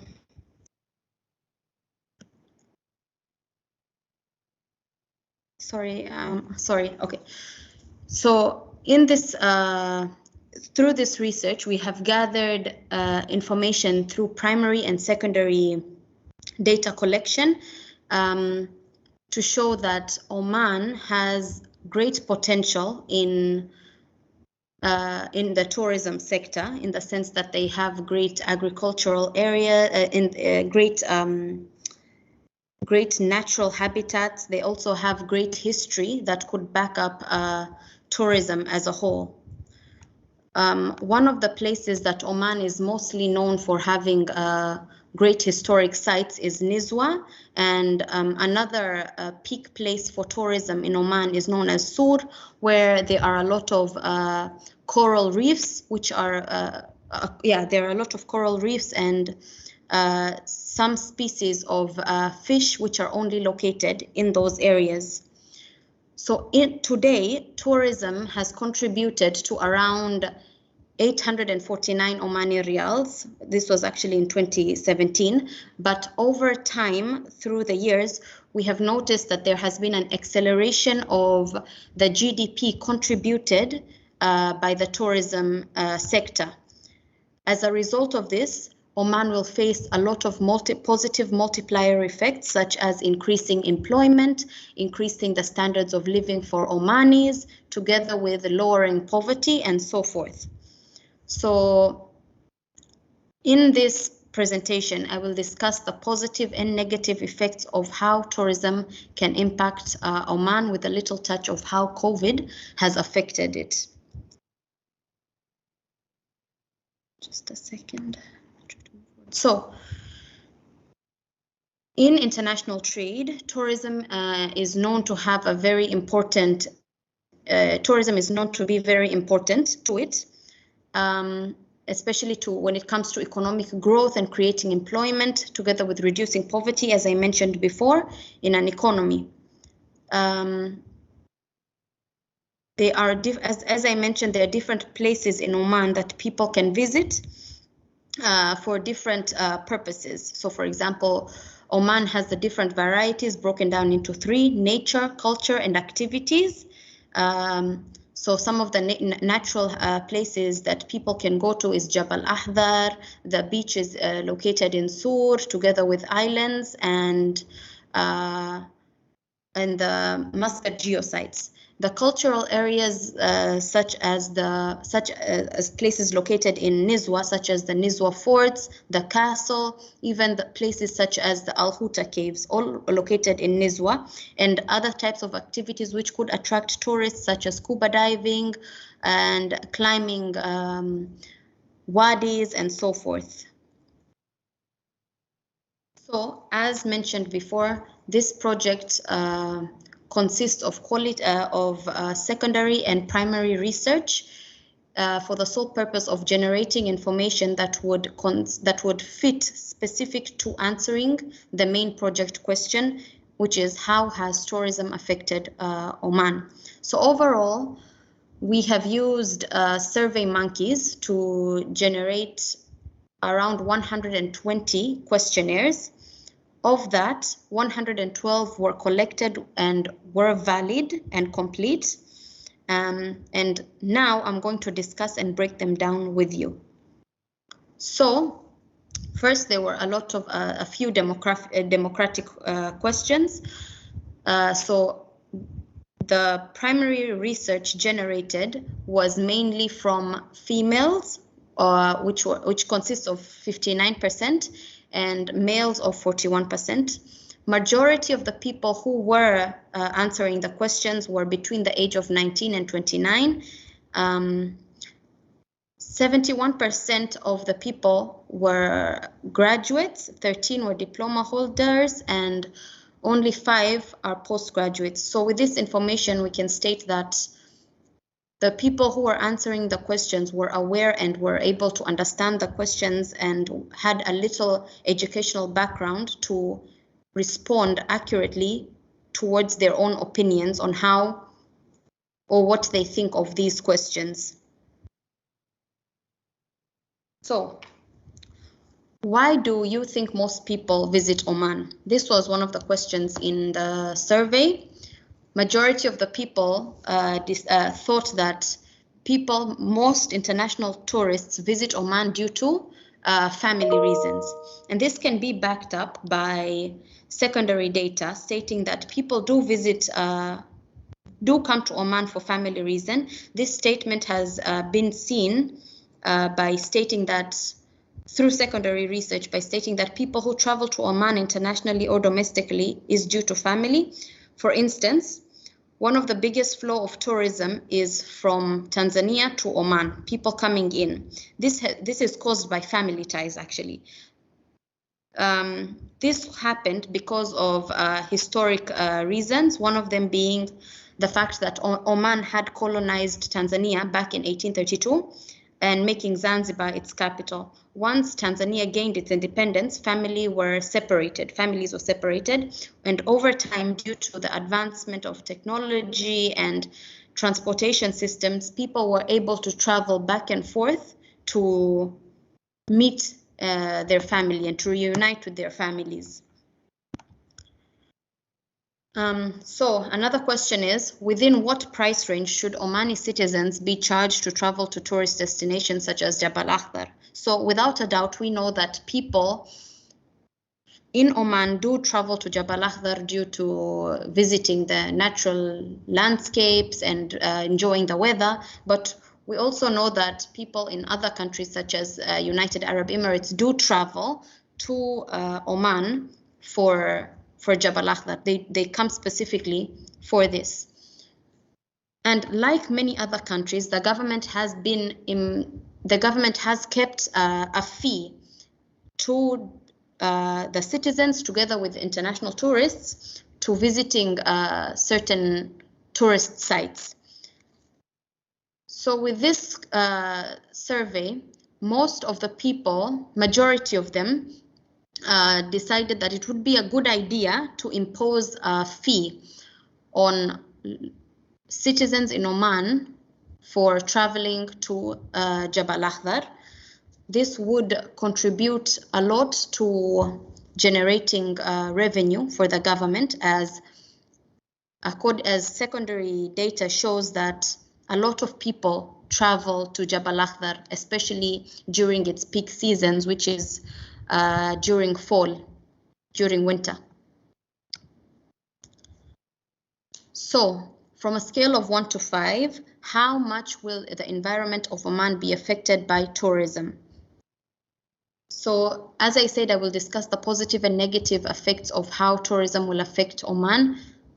With the environment, Oman will be affected negatively, in the sense that more people traveling to Oman and more movement to Oman will cause overall the country to gain, or individuals in Oman to receive, a higher carbon footprint. This will also mean that to break it down, this will mean that Oman will have higher air pollution. They will have more land pollution, more littering taking place, which will overall contribute to more carbon dioxide being emitted, and overall causing an acceleration to global warming. How can the government of Oman protect the country from environmental damage caused in the tourism sector? So this has been broken down, so the government can invest in clean renewable energy in the tourism sector. This may be seen to be expensive in the short run. However, in the long run, renewable energy has been seen to be more efficient and less costly in the long run, together with having cleaner energy to use. Imposing higher tax rates in the tourism sector.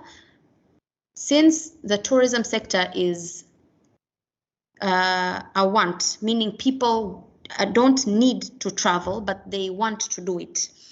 Since this is like that, taxation could benefit in two ways. People wouldn't usually travel if they don't have if they don't have the income for it. Meaning, if a small amount of money was to be implemented as tax in those areas, most probably it wouldn't affect the amount of tourists flowing in. In another word, we can argue that tourism in Oman is price inelastic. And because of this, we can say that putting or implementing a tax in such areas, in such sectors, will help generate income for the government, which can be reinvested back into public healthcare and education, which could benefit the country in the long run. Setting a limit of carbon emissions to be produced by the tourist sectors on a yearly basis. This is basically putting a cap on carbon emissions in the sector. This has been seen to be effective in other countries. However, in Oman, this would benefit Oman by reducing carbon emission, and by reducing carbon emission. And the last option is picking all of the above. Most of the people decided to go with implementing all of these methods, and this is because it's better to fight to protect and fight for the environment in all different directions in order to get the best output from it. So, what type of government regulations should be implemented to help boost tourism? Some of these options were educating the young dependent on how tourism can affect Oman and how it can benefit them. Government investments in tourism by helping them, giving them a subsidy so that they can push their services and products at a higher supply, providing a tax reduction in tourism industries. So by reducing the tax rates in these areas, we can help motivate the tourism industries to increase their production and attract more people. And then again, all of the above. Majority of people decided to go with all of the above because again, it's best if we can fight this, if we can help this situation in all different areas in order to come up with the best output. So, conclusion. Tourism is a key sector in economic diversification, and this has been seen recently through the Oman Vision 2040, because there will, in 20 years, the Oman Vision 2040 stated that in 20 years, Oman will be running out of crude oil, so we need to find another source of investment or another source of revenue. Since Oman is so rich in the tourist industry, we can invest in it for a diversification strategy. This is because this sector has a very promising future. As we have seen, there's a lot of tourist destinations in Oman that have not been worked on yet. They have not been invested upon, and if they are, they will generate a lot of revenue for the country, which could again accelerate the positive impacts. So with that being said, I just want to point out that these over the past 2-3 years due to COVID, Oman has been taking a hit from all of the industries, but specifically mainly to the tourist industry because due to the restriction in traveling. But once we overcome this issue and learn to live with COVID, Oman can pick up again and build in the tourism industry and move forward with it. If you have any questions, please feel free to ask, and I will try to respond the best I can. Thank you.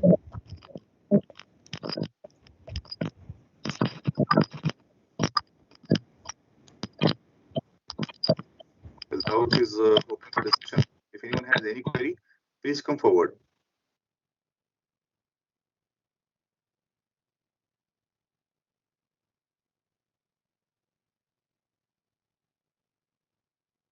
Sir, I think you have wonderfully explained everything.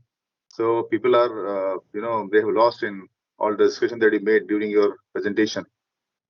Oh, thank you so much. I feel like I got a little nervous in the beginning, but I hope I got a lot of insight into your paper regarding your tourism area that you have covered. Yeah, thank you, Sarah. She is our graduate of BA Economics, so she is a very brilliant student. And we give her opportunity to present her senior project in the conference. Thank you, Sarah. Thank you so much. Observation from any member who is attending this session? The house is open for discussion.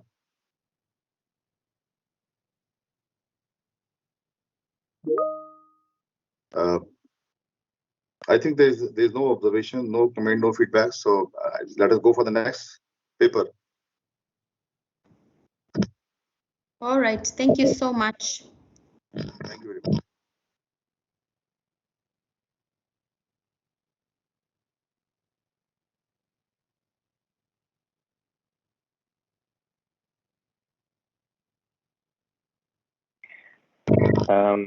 Yeah, we'll move on to the next paper. The paper title is Transgender in the Economic Development of India via the Lens of SDGs 2030.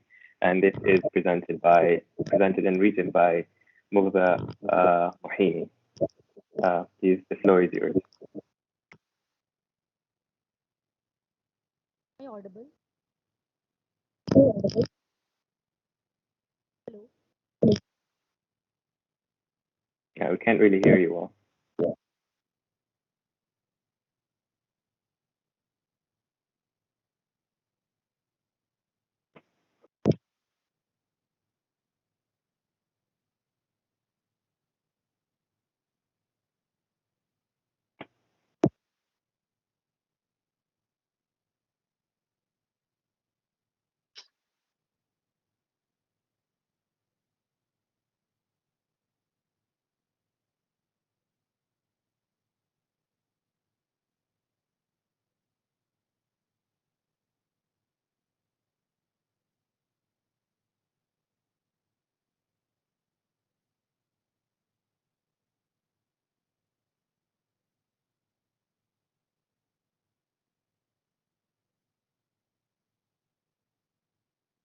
Mughda?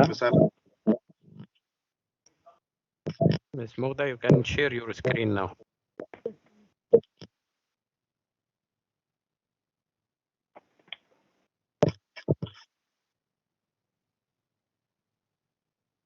Yes, it's okay now. We can see it.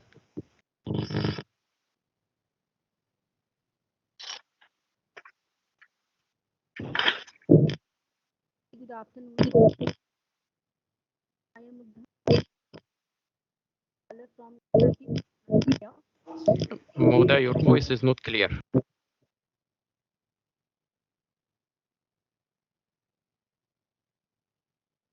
So my topic is transgender economic development by the lens of poverty. Am I clearly audible? Be a little louder, Muda. Okay, sure, sir.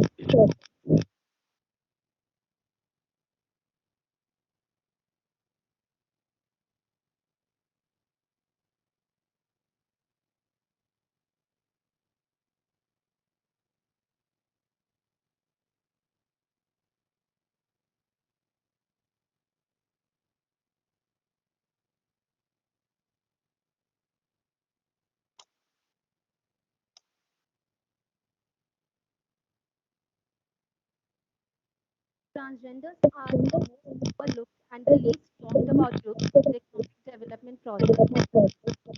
Seeing the evolution of India after her independence, we can see that the passage of time, required steps had been taken for the upliftment of women.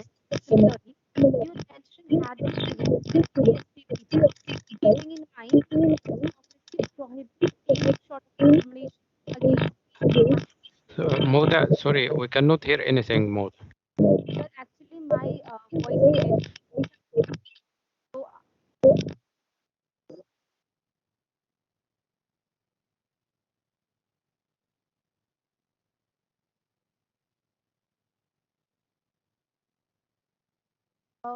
can I present after somebody else Muda, present? could you become a little louder, please? Sir, I'm speaking very loud. You are speaking loudly, but you're not properly audible. We have to concentrate on it to listen to you. Okay, I think there's some network issue. Okay, Right now, am I audible clearly right now? not at all. Ahmad, are you able to listen to us? Mr. Nawab, Dr. Nawab, can you just please mute yourself while she is talking? Maybe there's echo from the speakers. Just while she is talking, yes, correct. Mogda, go ahead now. Yeah. Am I audible now? Please respond me once. Yes, now is okay. Please go Okay. ahead. So transgenders are the most overlooked and the least talked about groups in the economic development process of the country. Seeing the evolution of the development of India after her independence, we can see that with the passage of time, required steps had been taken for the upliftment of women. Similarly, due attention had been given to SC/ST people, keeping in mind that democracy prohibits any sort of discrimination against any human being based on caste, color, gender, sex, etc. But it is surprising to experience that no such attention had been paid to the transgenders and mostly they have been ignored in the policy making and in decisions taken for the growth of human capital or improving any parameters like GDP, GNP, poverty, unemployment, inequality, etc. According to 2011 census, India has approximately 4.88 lakhs transgender, out of which a very few are leading a normal healthy life and doing dignified work for their survival.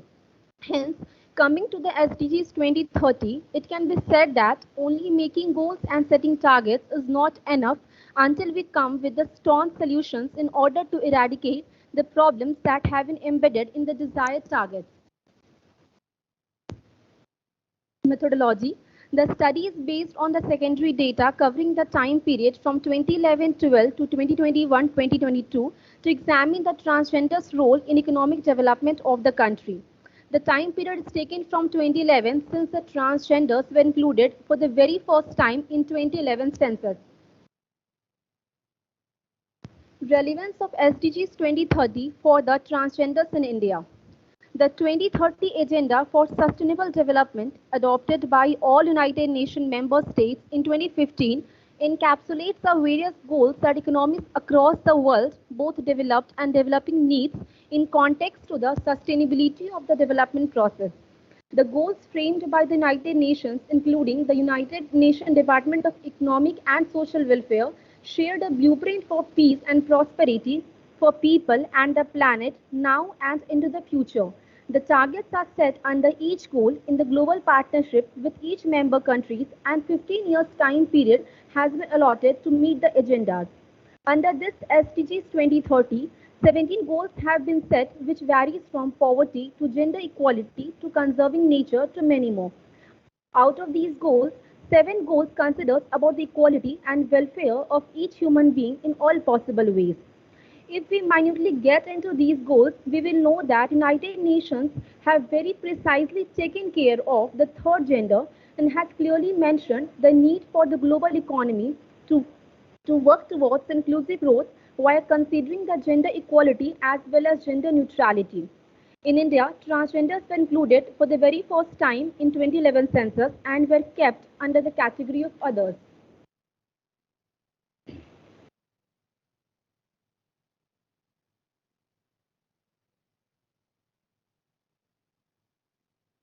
So coming to SDG 1, that is no poverty. So the SDGs start with its first goal of no poverty, which is a major issue in almost all the countries of the world, varying in its extent.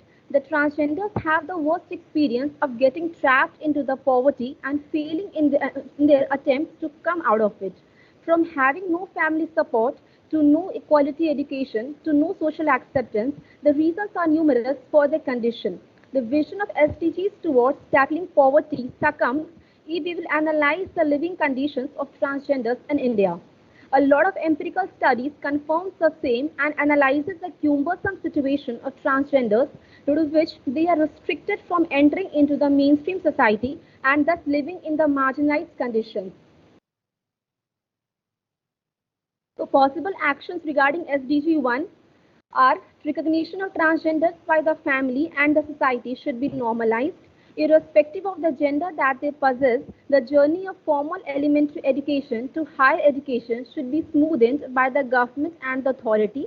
Efficient educational and working environment for the transgender should be created. Required vocational and skill development programs for the transgender should be organized on the vast scale. SDG 2, that is zero hunger. Of course, SDG 2 will be the consequence of SDG 1.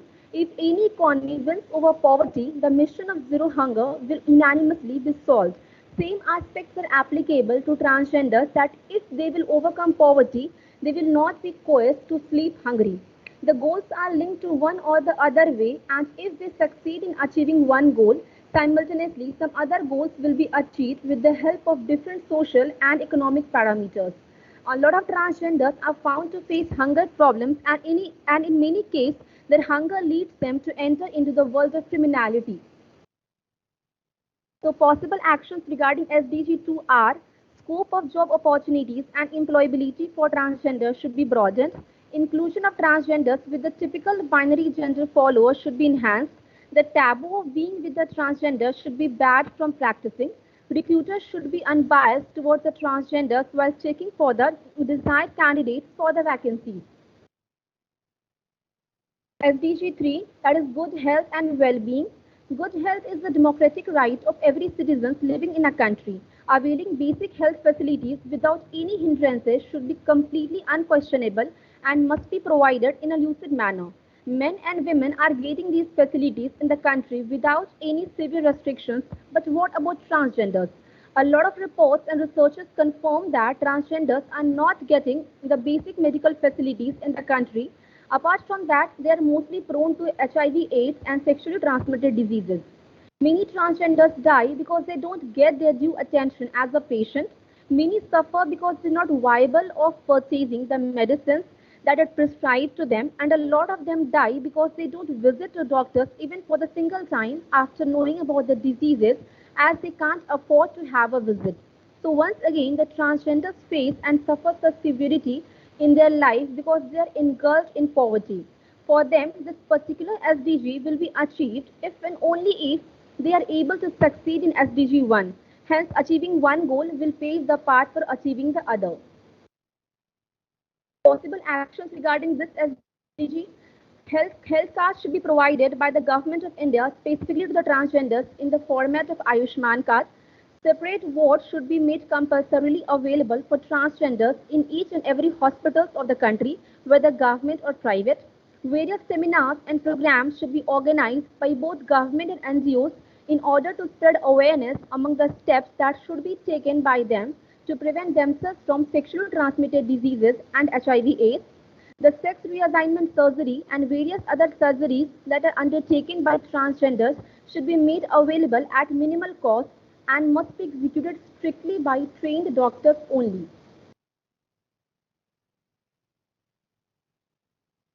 SDG 4, that is quality education.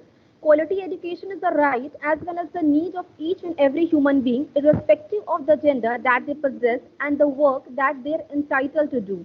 The quality education is the prerequisite for the incredible human capital formation that any economy in the world talks about while conceptualizing the sustainable development programs. Any capital and technology is a waste if the economy lacks the efficient human capital, and the formation of human capital requires the formal education in the relevant way. The democracy of the country liberalizes each and every citizen to acquire education in any schools, colleges, and universities after executing the required admission process. The data shows that our country is accelerating immensely in the literacy rates of both men and women and is working towards the completion of the fourth SDG in the best possible way. But what about transgenders? So possible actions in regard to this SDG are: mandatory elementary and higher education for the transgenders residing in any region of the country. Appropriate and unrestricted space should be provided to the transgenders if the desire of seeking vocational and skill training. The learning environment in any part of the country should be congenial and acceptable for the transgenders. Initially, one school and one university should compulsorily be opened in each state for transgenders so that they don't hesitate in continuing their education by the fear of being bullied and laughed at. SDG 5, that is gender equality. Since time immemorial, whenever the term gender equality has been stated, it simply means that we are talking about the equality of men and women residing in the society in terms of the opportunities the two genders get and the liberties they enjoy. The definition has various facets depending on the perspectives of the people, lacks the very essence of its literal meaning, leaving behind one of the primary genders that are staunchly proved to exist and to be known by the people from last 4,000 years in India. It's ironical that the gender which is known to be present since ages has been collectively overlooked and ignored in the definition of gender equality from the time this particular term has come into existence. It's high time that we must be inclusive of all the genders present in the country. Apart from that, it's our duty as a recognized gender to be empathetic towards the transgenders and the significance of existence in the society. Possible actions are: the existence of all types of genders and its variations must be included in the textbooks right from the schools. Mistreating, making fun of transgenders, and discrimination against them should be strictly prohibited. Transgenders inclusive welfare programs and workshops should be highly promoted by the government. Initially, government should bring vacancies and start recruiting transgenders in its various institutions, be it banks, hospitals, schools, universities, etc., as per their qualification.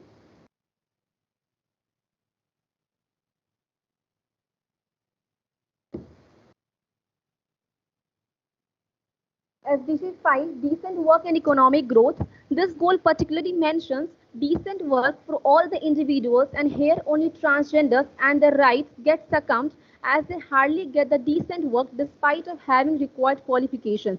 It's a juxtaposed situation that United Nations, while framing its goal and the member nations giving their consent towards the successful achievement of them, barely cares about the relevance of transgenders in the framework of SDGs design.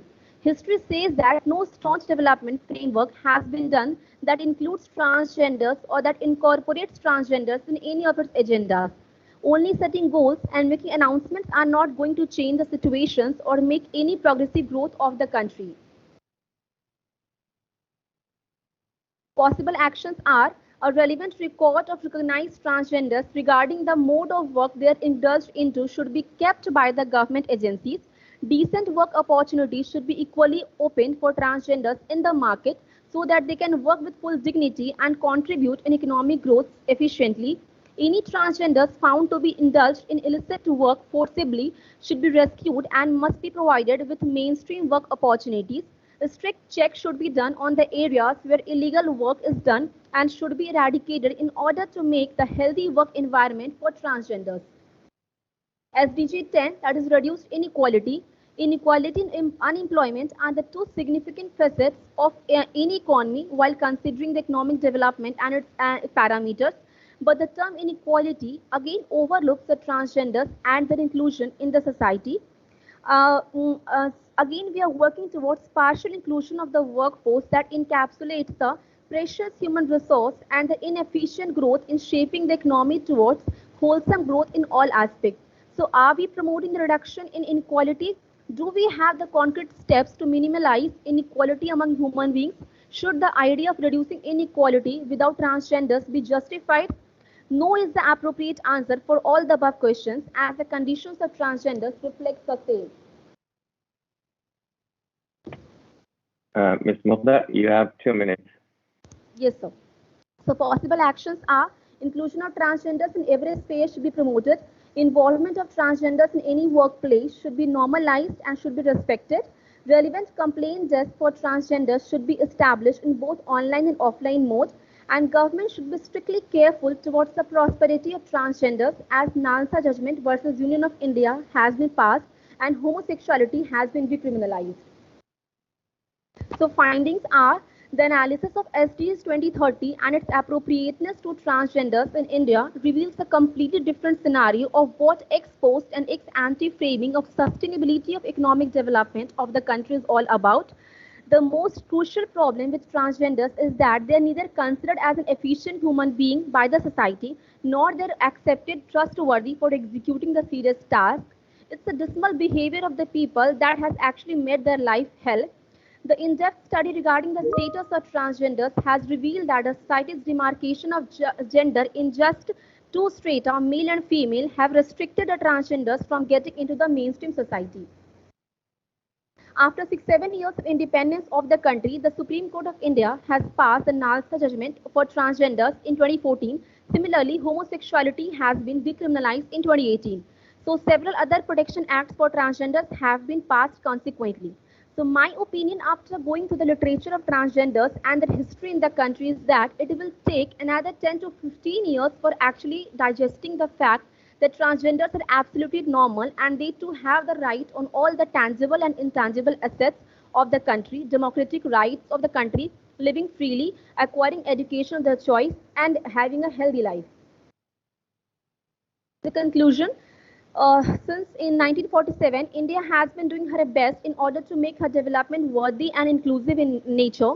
The journey that started from scratch as an underdeveloped country to now being one of the fastest growing economies of the world and hence is standing under the category of developing economy is commendable and incredible. Taking care of marginalized people and succeeding in reducing poverty and unemployment is something that the other developed countries appreciate. But in the midst of all, the country missed to include one of the most common and highly marginalized groups of people, the transgenders, in its development framework and relevant agendas. The people who have a rich historical experience in the Ramayana and Mahabharata, etc., are widely known to be present since ages are thriving on begging and prostitution.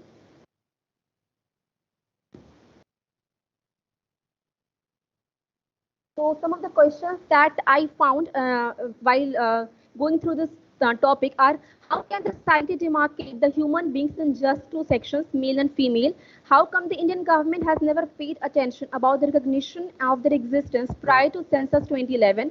Why the opportunities for work are extremely limited for transgenders? And why these people are poised to thrive on begging and prostitution primarily? So nobody has a relevant answer in context to them. It's high time that we as a society and as a part of developing economy should mold our demarcatory line in the favor of transgenders. Our initiation towards the inclusion of transgenders in the mainstream society would make a significant change in the path of sustainable economic development of the country. Thank you so much.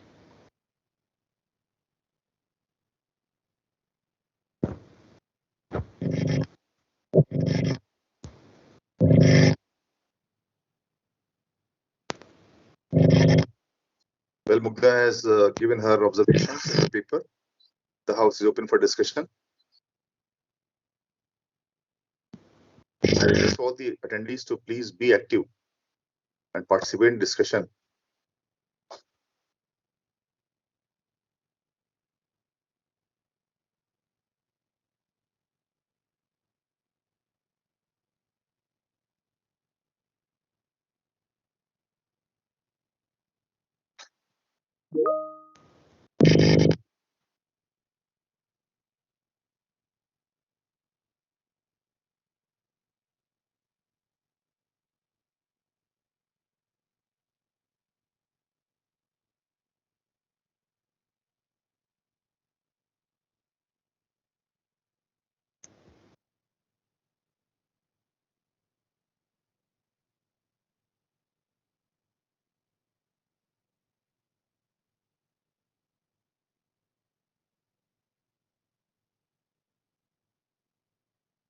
Professor Nawab, the questions that are going to be written in the chat, so you could just look at the chat and read out the questions for the presenter.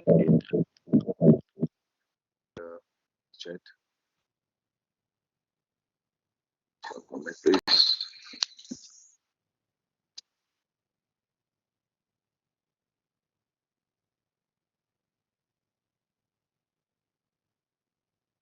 So the question is that what methodology you use, please? What methods did you use for your study? Actually, I have mentioned in the presentation also that we have used secondary data and specifically the data that are available from 2011 to 2021 based on the review of literature that I have done.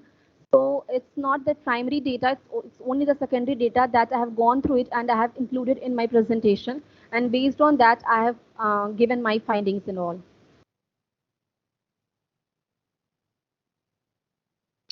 Any other observation? Any feedback? I request all the attendees to make the session lively, please, by participating.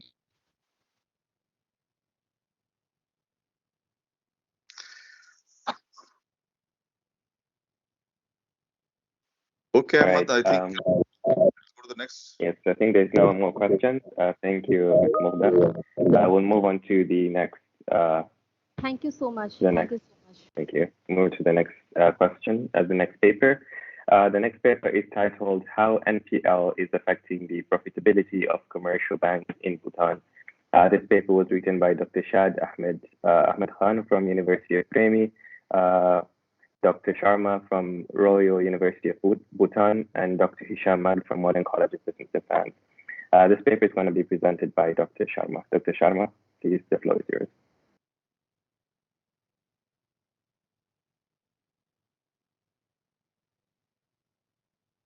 Thank you very much. Thank you very much, sir. Am I audible, sir, now? Yes, yes, you are. Okay, sir. Let me share that.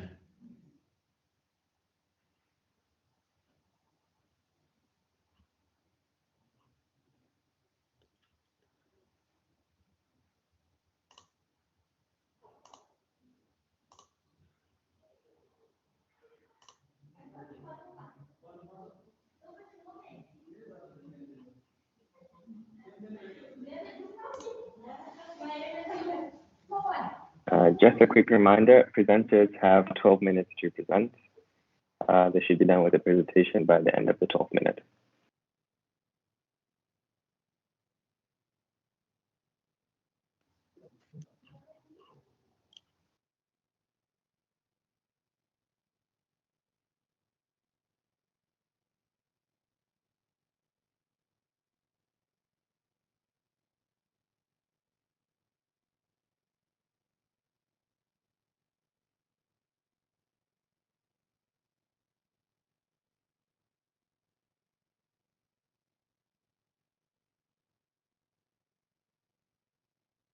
Dr. Sharma, I think you are muted, Dr. Sharma, and you didn't share your presentation.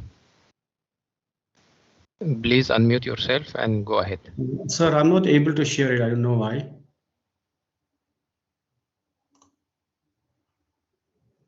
Only one screen share is displayed here. My PPT is not being displayed.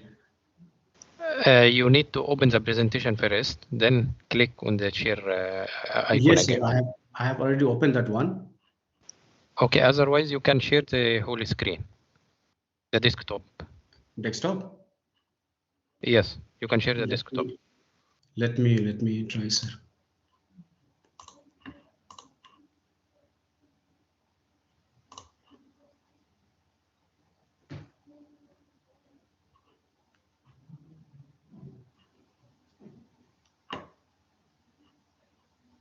Hello? Yes, we can see the desktop. You can now open the presentation and go ahead. Is it? Yes, okay. It is visible. Yeah, we can see now. Yes, please go ahead. Thank you. Welcome. Thank you so much, sir. Thank you, entire organizing team for giving me this wonderful opportunity to present my paper. Today, I'm here with my topic title Causes of Non-Performing Loans and its effect on the profitability of the selected commercial banks of Bhutan. As already mentioned, we three of us have worked here, myself, Saad Ahmed Khan and Hassan Mag, and myself, I'm presenting this paper today. And these are my presentation outline. Quickly, I'll be based on interest on time. I'll be merging introduction and problem statement together.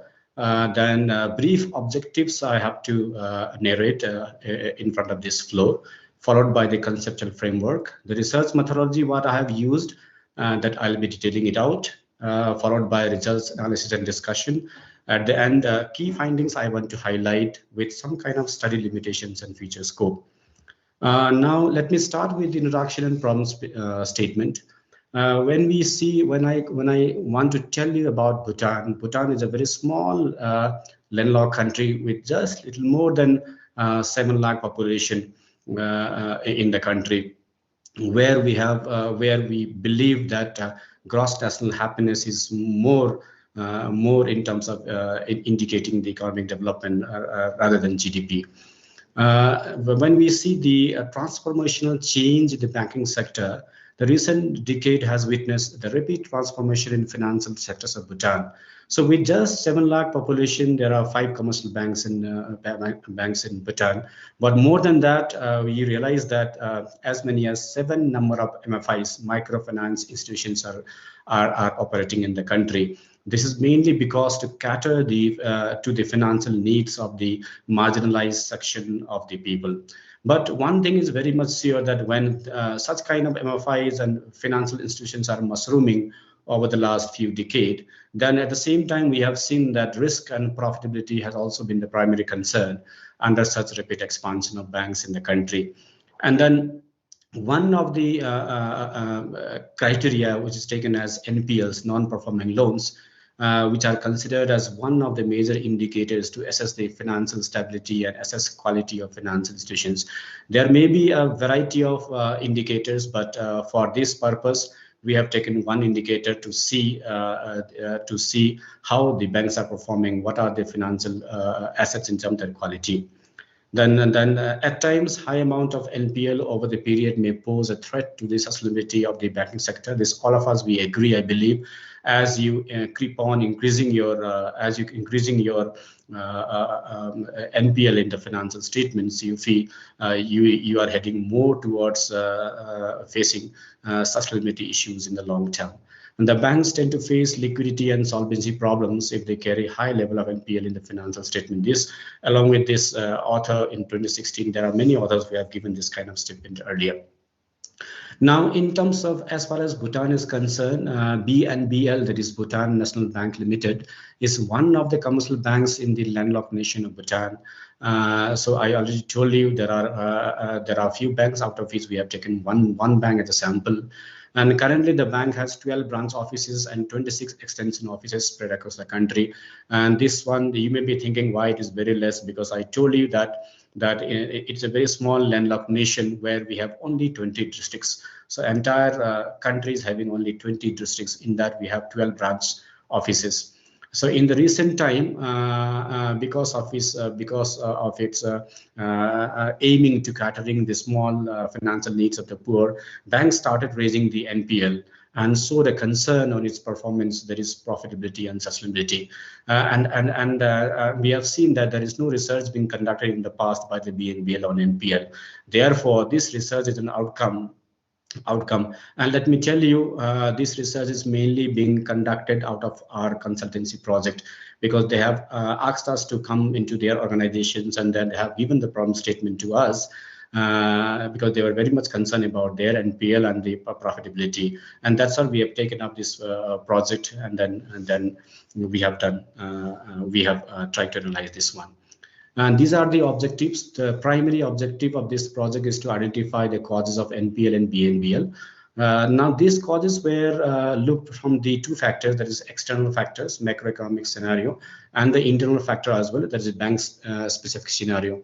And once we have found out the causes, then the impact of NPL on profitability of the bank was studied.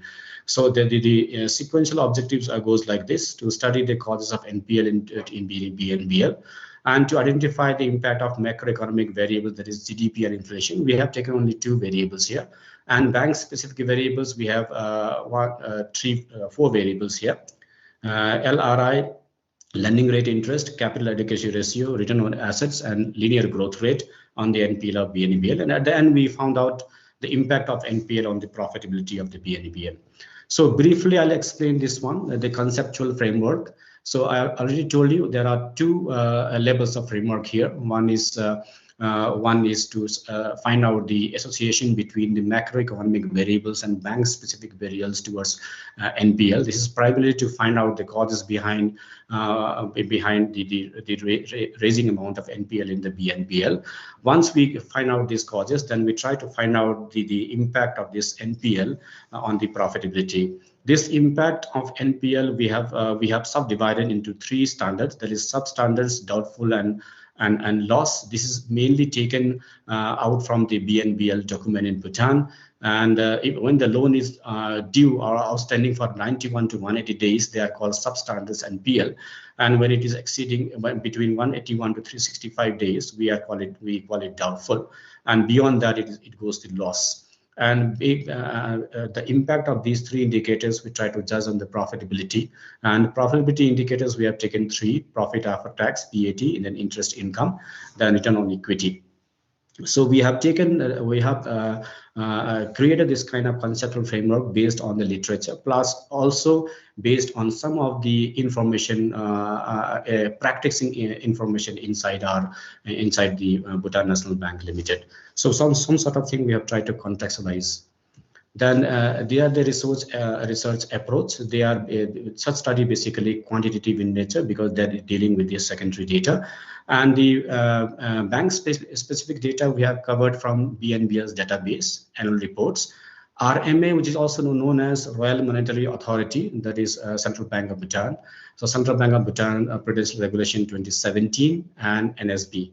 Then population, we have considered all the Commercial Bank of Bhutan, which are 5 in total. But however, we have concentrated our study only on BNBL. BNBL, because of our consultancy project, we could not extend it. And the time period we have taken is 10 years, that is 2010 to 2019. And we have used mainly correlation and regression to analyze the data. So this is the primary analysis. Basically, we wanted to find out the correlation between macroeconomic and bank-specific variables here. So from this, we can find that inflation is negatively correlated with the NPL, and on the other hand, negative correlation between GDP and NPL was recorded. As far as inflation and the NPL is concerned, we got quite surprised because these results contradict with the results of existing studies, as most of them found positive association between inflation and NPL. However, it also gives an idea for us that with the increased rate of inflation, the real money value may decrease, thereby reducing the ability of borrowers to repay the loans. So on the other hand, the negative association between the GDP and the NPL looks sound, as the increased amount of GDP in the country provides enough economic opportunities for the people, leading thereby more disposable income at their pocket. So this surplus amount at the end may help in paying their loans, thus reducing the amount of NPL. This is our analysis. And regarding bank-specific indicators, the CAR and the NPL are positively associated with each other. This may be because bank's capital, I'm talking about Bhutan National Bank Limited capital reserve, this was allocated to cover credit risk that occurs over the time, and therefore high capital reserves leads to high NPL. This is what we also found in the literature also. On the other hand, loan growth rate shows the negative correlation with the NPL.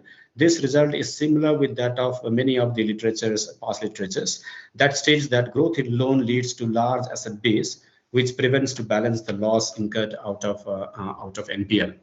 And in the second conceptual framework, we tried to find out the relationship between non-performing loans with the profit indicators in terms of PAT, interest income, and the profitability.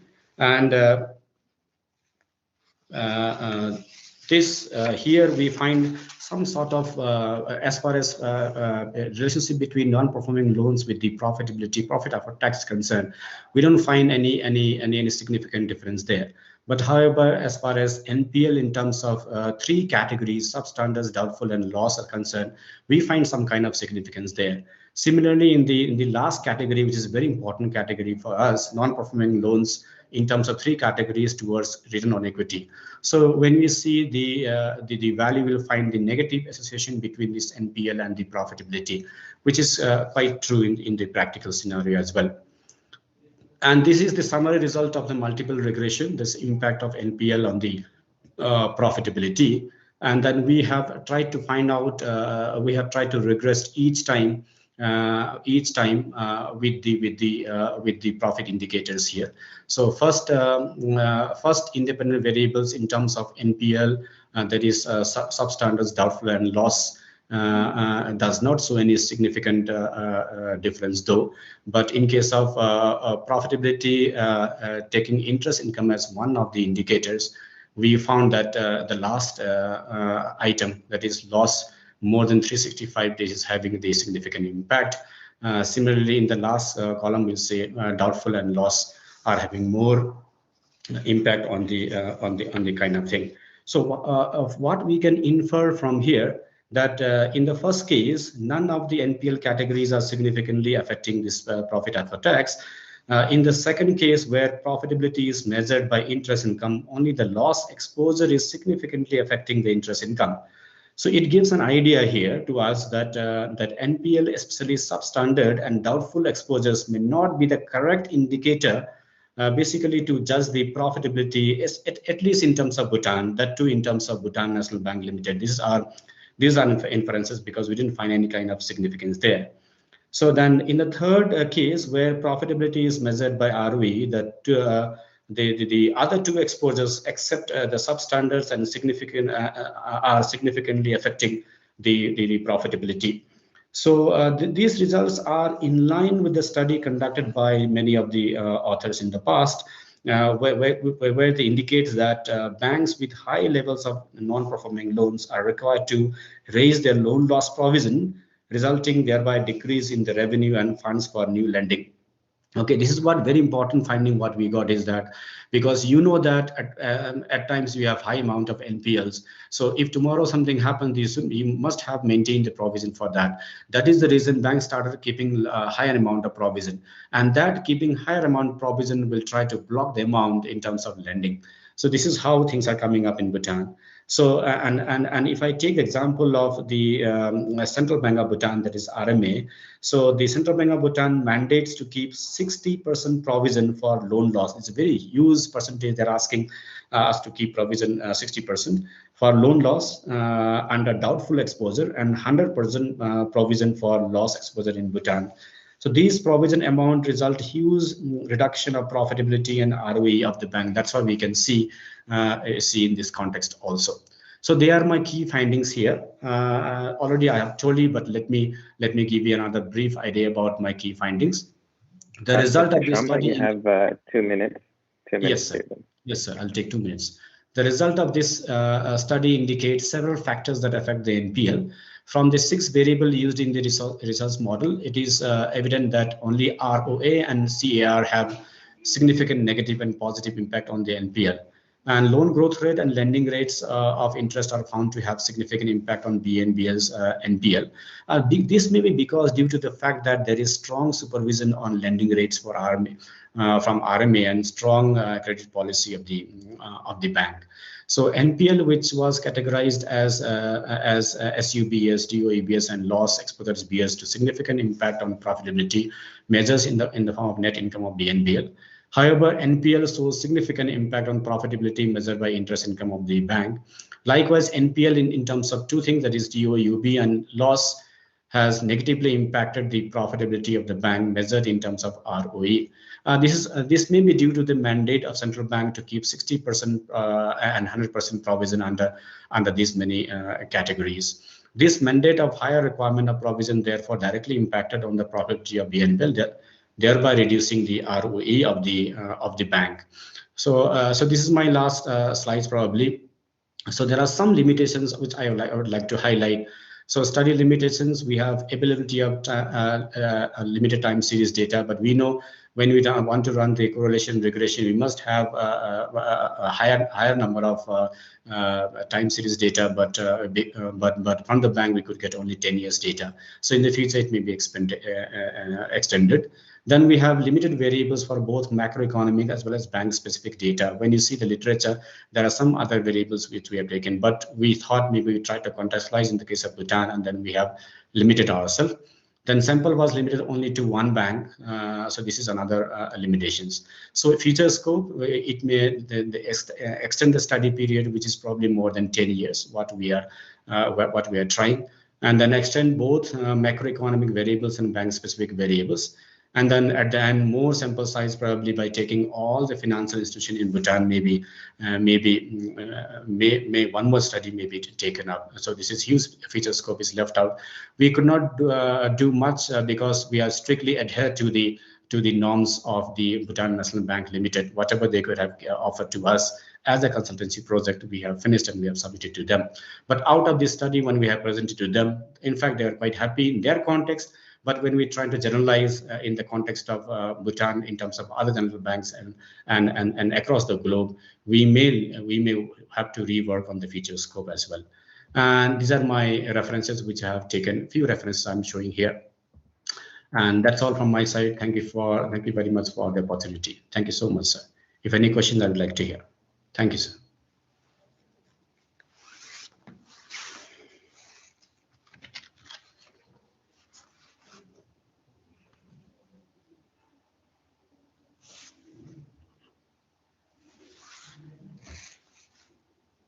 Hello. Yes, Professor Nawab, Dr. Bashir.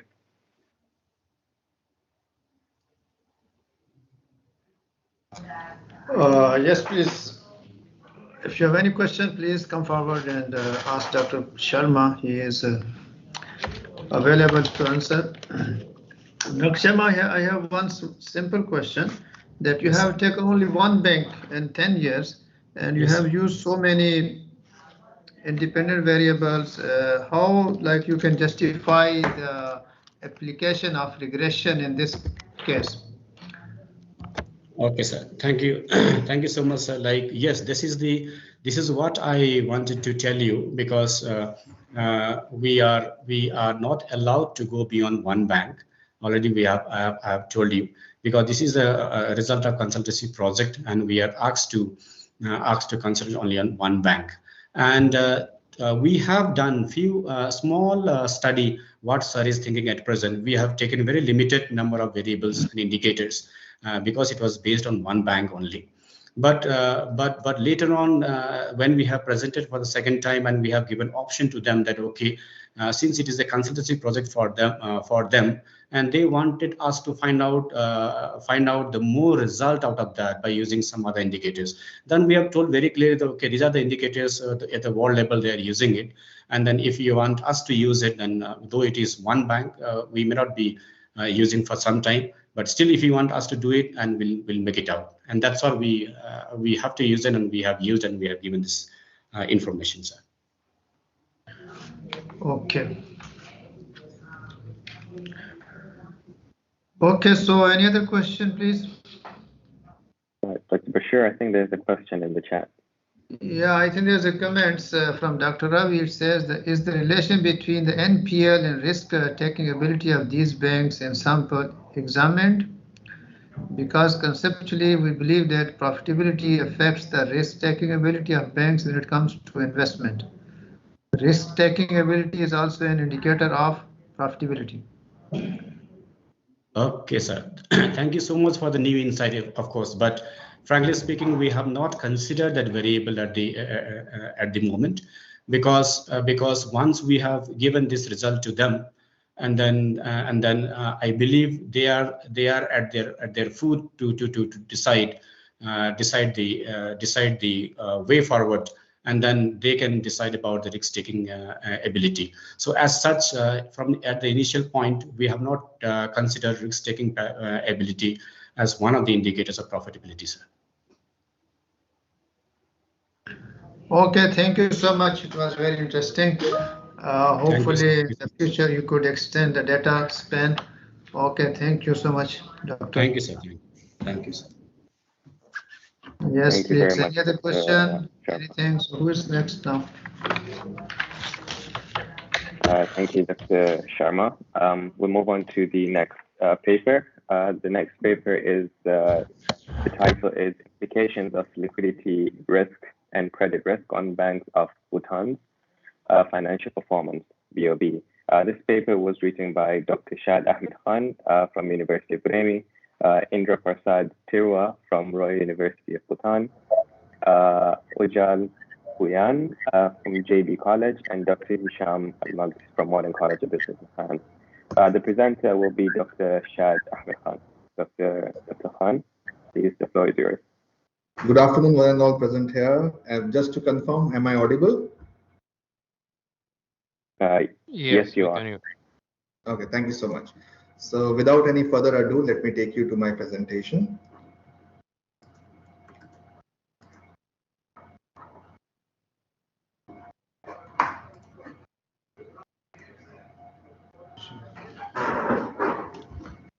So here we go. With the permission of the chair, good afternoon to one and all present here. It's indeed an honor and privilege for four of us to be here and participating in this conference. So I will be representing my three co-authors, that is Dr. Indra, who is a lecturer in Royal University of Bhutan, Mr. Ujjal, who is working as assistant professor in Assam, India, Dr. Hisham, who is working as the head of quality assurance and the Faculty of Business and Economics in MCBS Oman. And I am Dr. Shad Ahmed Khan, working as assistant professor in College of Business, University of Burundi. The topic that we are going to present today is somewhat related to what Dr. Sharma was presenting just now. We have chosen a different bank and there's a different perspective, and this bank is Bank of Bhutan, and thus we are presenting on the topic that is implication of liquidity risk and credit risk on Bank of Bhutan financial performance. This topic is also an outcome of the consultancy project that we undertook for Bank of Bhutan, and whatever we are presenting today, it is restricted because of the terms of references that we signed with Bank of Bhutan. So here's the introduction, just for the information sharing for those of you who don't know Bhutan and who don't know Bank of Bhutan. Bank of Bhutan is the oldest bank in the country, and it is really playing a pivotal role in economic development. In terms of size, capital structure, penetration, number of branches, it is still the largest bank of Bhutan. So as we all know that the banking sector governs so much in the world's economy, and banks are really critical for the economic progress. The entire monetary policy of the country revolves around the banking system. So Bank of Bhutan, just like any other bank, is exposed to various kind of risks. So these risks, if I can put forward here, will be liquidity risk, interest rate risk, default risk, exchange rate risk. And instead of minimizing the risk, bank has always been accepting and managing it. So banks are trying to accept the risk because they cannot completely do away with it. Because if the banks will run away from taking up this risk, many a time the economic sustainability of the country will suffer. For example, if the banks want to promote entrepreneurship, they have to give sometimes the money without any collateral. So there are the risk-free trading that has to be done. So among all these risks surrounding the banking operations, two of the most vital and decisive risks are liquidity risk and credit risk. So banks extend credit to finance various projects and investment proposals, and at the same time, when there is rise in default rate, the non-performing assets of the bank are going to increase. So in this study, we are trying to shed some light on the liquidity risk and credit risk on the financial performance of Bank of Bhutan. And in the coming slides, you will be able to understand this whole concept in a better way. So the problem statement that we have derived is that we are not underestimating the role of financial institutions. We do understand the financial institutions are the foundation of nation's economic growth and progress, and they are undergoing transformation. Especially after COVID-19, the role of the financial institutions has been into turmoil because most of the businesses were closed down because of the lockdowns here and there, and thus the banks and the financial institutions which were already at risk, their risk was further increased. So the year 2019, 2020, 2021 have become a very different kind of years that we have been talking about. So what has happened with the bank is that they have facing the problem of liquidity now. So there are shortage of funds as there is more demand of loans because the economy has to revive itself, and many a times bank do not have funds. For BOB, it does not have funds to meet the demand of the customers. So because of the shortage of depositors, because since the businesses were closed down, the people were out of jobs, the economy was virtually shut down, means they were because of the lockdown, most of the depositors, they withdrew their money. And when the depositors are withdrawing their money, the banks don't have money to lend it to the loan takers. So what happens is the bank has to utilize something else. The bank has to manage themselves. So banks were unable to transform their cash assets into cash, and they had to sacrifice on many other things. So there are high chances that the non-performing assets might increase for the banks in times to come. So we performed this study, and these were the four objectives that we established, that were to determine the degree of liquidity and credit risk that Bank of Bhutan is exposed to shed insight on the financial performance implication of liquidity risk, and to shed light on credit risk affects financial performance, and to figure out how well the company is doing financially. So if I put the entire purpose into one line, it will be something like that. Study's objective is to provide insight on influence of liquidity risk and credit risk on Bank of Bhutan's financial performance. So for this purpose, we have used two variables, that is return on equity and return of assets. And we have analyzed the impact on return of equity and return of assets through the camel model. What is camel model? We'll see in the upcoming slides. So the variables that we have adopted for the purpose of this study is ROE, that is return on equity. So as you can see, that ROE means that the amount of profit or the institution's capacity to earn profit from each share or from each unit of the shareholders' equity. And return of assets, that is the measure of efficiency of a company with regards to generation of profits from its financial assets. Then we used camel approach. So these two variables were analyzed through camel approach. And camel approach means C stands for capital adequacy, A stands for assets quality, M stands for management efficiency, E stands for earning capacity, L stands for liquidity. So this is the abbreviation for camel. So if you see the way these things are calculated, I have put in the formula, which you can see in column number 3, where you'll find that capital adequacy is tier 1 and tier 2 capital divided by risk minus weighted assets. So tier 1 basically means shareholders equity, disclosed reserve, and innovative capital instrument. Tier 2 means undisclosed reserves, revaluation reserve, hybrid capital instrument, and uncollected reserves. Since we were doing this consultancy project, so these were the information which were given to us by the bank itself. So the sources were the annual reports, and the sources were the bank's own analysis and reports. So it was we were quite comfortable in calculating this one. Assets quality were dependent on the NPL divided by the total loans. So management efficiency were total loan divided by total deposits. Earning capacity is net profit divided by total revenue and income. And liquidity is total cash divided by total deposit. So based on the various literatures and other things, we looked into the literatures which were talking about liquidity risk. We looked into literature, we talked about the return on equity, return on assets. We also looked into the literature which talks about credit risk, and we were able to derive on these 4 hypotheses. The first hypothesis is liquidity risk is having a significant impact on ROE of banks.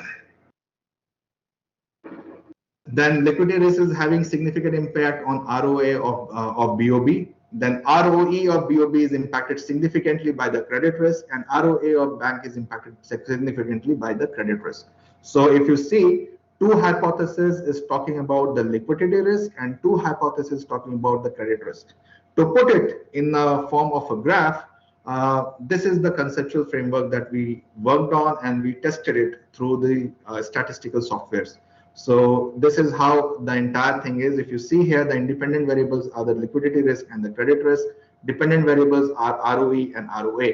Now for this liquidity risk and credit risk, we have used camel. So for this method, as I already said, we have used the financial statements of 10 years, 2010 to 2019. We could not use the data for 2020 and 21. Because they were not available and the banks were not clear, because most of the time the banks were closed. So now recently the banks have started working smoothly, and we are expecting that the data for the recent year will be coming up. So that was one of the limitations that we faced, but still we feel that this data was sufficient, because we were able to have the mean scores and we were able to have the deviations all identified through this one. So if I take you to the yes, dear. I'm sorry, I think your slides are not moving. Is it? Let me share it again.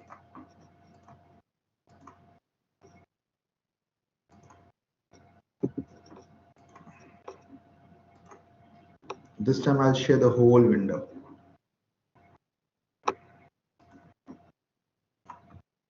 Just check whether the transition is happening. Yes, it is now. Thank you. Okay, thank you so much. Thank you so much for the prompt. So let me just quickly present you the conceptual framework, because this is the conceptual framework that we have been working. So if you can see here that the independent variables are the liquidity risk and the credit risk, and dependent variable is ROE and ROA. So based on this one, we have formulated 4 hypotheses that we will be testing today.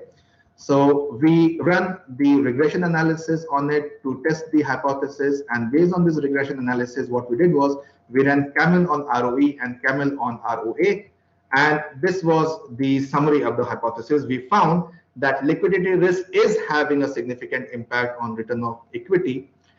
At the same time, liquidity risk is having a significant impact on ROA, but credit risk doesn't have a significant impact on ROA. So this hypothesis H4 was rejected. However, credit risk do has a significant impact on ROE. So based on these things, we concluded that that the independent factors has substantial influence on BOB's financial performance as evaluated by the proxy variable ROE and ROA. So we discovered that unlike credit risk, liquidity risk has more considerable influence on ROA. So we have derived some of the recommendations, and in principle, these recommendations have been accepted by Bank of Bhutan as well. So the first recommendation that we made to Bank of Bhutan is that BOB must control the credit risk as assessed by the asset quality, since this ratio is having a great influence on the bank's financial performance. Bank's liquidity must be effectively managed by BOB so that the short-term obligations of the banks can be taken care of. Also, we discussed that financial performance of the bank was determined using ROE and ROE in this study report. Although ROE and ROE are well-known indicators for evaluating financial performance, research have demonstrated that they are not the last test of profitability. So there are some other tests as well that can be utilized. BOB should implement credit risk management procedure that detail the process of loan application for approval, taking into consideration the regulatory body's appropriate credit management practices. In addition, banks' internal control system must be improved to ensure that the internal lending process are followed to the letter. And the banks of Bhutan need to improve bank monitoring with much better information technology that can track the loan losses, capital sufficiency, liquidity hazards, credit risk, and other performance indicator. One other limitation that we faced was that we only focus on one bank, that was Bank of Bhutan. We did not cover the other ones. So this only examines the credit risk and liquidity risk of one bank. However, since Bank of Bhutan almost caters to 60 to 70% of the total country's requirement, we feel that it was able to represent the whole country in total, but still we find that it was a limitation. Also, we have evaluated the data for last 10 years only, and we couldn't get the data for the latest years, that is 2020, 2021, just because they were not available. The banks were closed and there were no operations happening. So future scope of study is that we can go for the financial institutions. There are many non-banking financial institutions working in Bhutan, especially in the Dzongkhags. Dzongkhags in case of Bhutan will be the districts. So in English, we can call it a district. So since there's no specific word for the Dzongkhags, we have used the word Dzongkhag itself. This study will also assist schools, institutions, and instructors in gaining fresh understanding about the BOB liquidities and credit risk and other major issues. So with this, I rest my case. Thank you so much. If there are any questions, I'll be happy to address.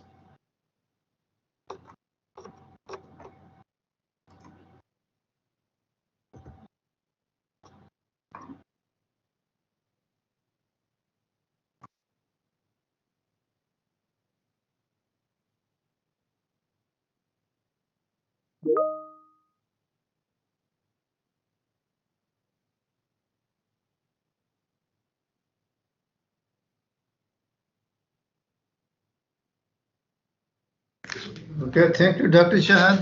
It was interesting, but again, as you mentioned, it's a limitation that you have done your research only using one bank. And how many years you have used the data of that bank? We have used 10 years data, starting from 2010 till 2019. So because most of the literatures that we referred, they suggested that a decade-old data is enough to have some sort of meaningful conclusion. But yes, from 2019, 20, and 21, these are the 3 years we find that this NPL data will further go bad because of the COVID-19. And as I can see, some of the comments have also come. For these 3 years, the entire country is suffering lockdown. So the banking operation is almost zero. So the banks were working virtually, but some of the strategic things that banks are supposed to do, that's not happening. For example, the annual reports. Now they have started preparing the annual reports for the back date. So this is one of the limitations that we face, and we have recommended the banks also that even if they are closed down, they have to come up with the internal strategy process. That is not in place right now. Okay. You have used the regression and correlation. So what other methods could you use? Because of your data is very short, you could use some other methods to establish the relationships. Actually, when we signed this terms of reference with the bank, they were just wanted to look for the impact. So this entire study was purely based on the terms of reference because the time duration that bank gave us was just 3 months. So bank wanted to come up with an immediate study so that they can understand whether there is any impact on their ROA or ROE. So we were limited by the terms of reference we signed with the bank. This happened because bank wanted to present their data to the board meetings, and board was more interested to know about the return on assets and return on equity. So as I already mentioned that since we signed a terms of reference, so we couldn't do many other things. And since it was a consultancy project, technically we are not allowed to use the data for other purposes until and unless we have the permission from the bank. So unfortunately, we couldn't take the permission to perform other kind of analysis. So bank asked us to just concentrate on the impact. So for impact, we resorted to regression analysis, and they accepted it.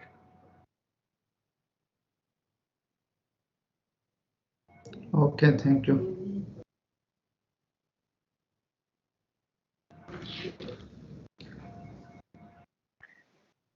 Thank you very much, Dr. Hong. We'll move on to the next paper,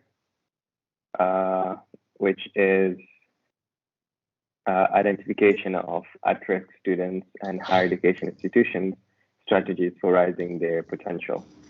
Conceptual approach. This is written by Dr. Hisham Magd, Dr. Ravi, and Dr. Benson, all from Modern College of Business and Science. It's going to be presented by Dr. Benson. Dr. Benson, the floor is yours. Good afternoon. Can you hear me? Yes, we can hear you. Okay, thank you. So a point of correction, not yet doctor, but Mr. Benson. So let me just share my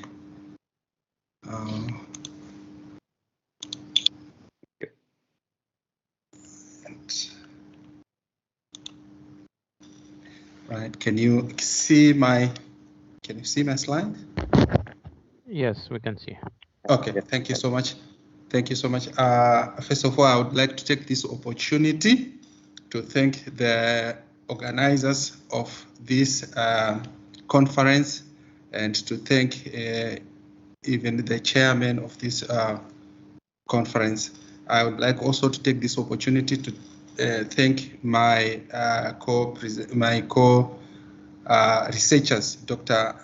Hisham Magdi and Dr. Ravi, who helped me in coming up with this research.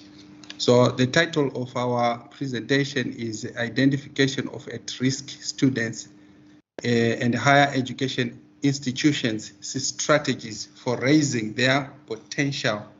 And this is a conceptual approach. So the structure of our presentation is the introduction, background to the study, research objectives, then the methodology, literature review, discussion and conclusion, and then scope for future scope studies.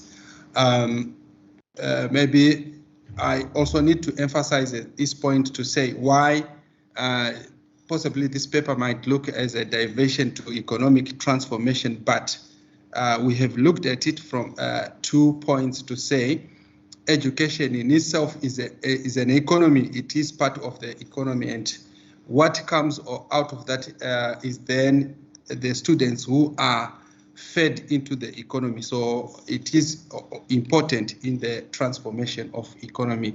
Half the time, possibly our researches are mostly in our different disciplines, and then we forget the output that we are producing.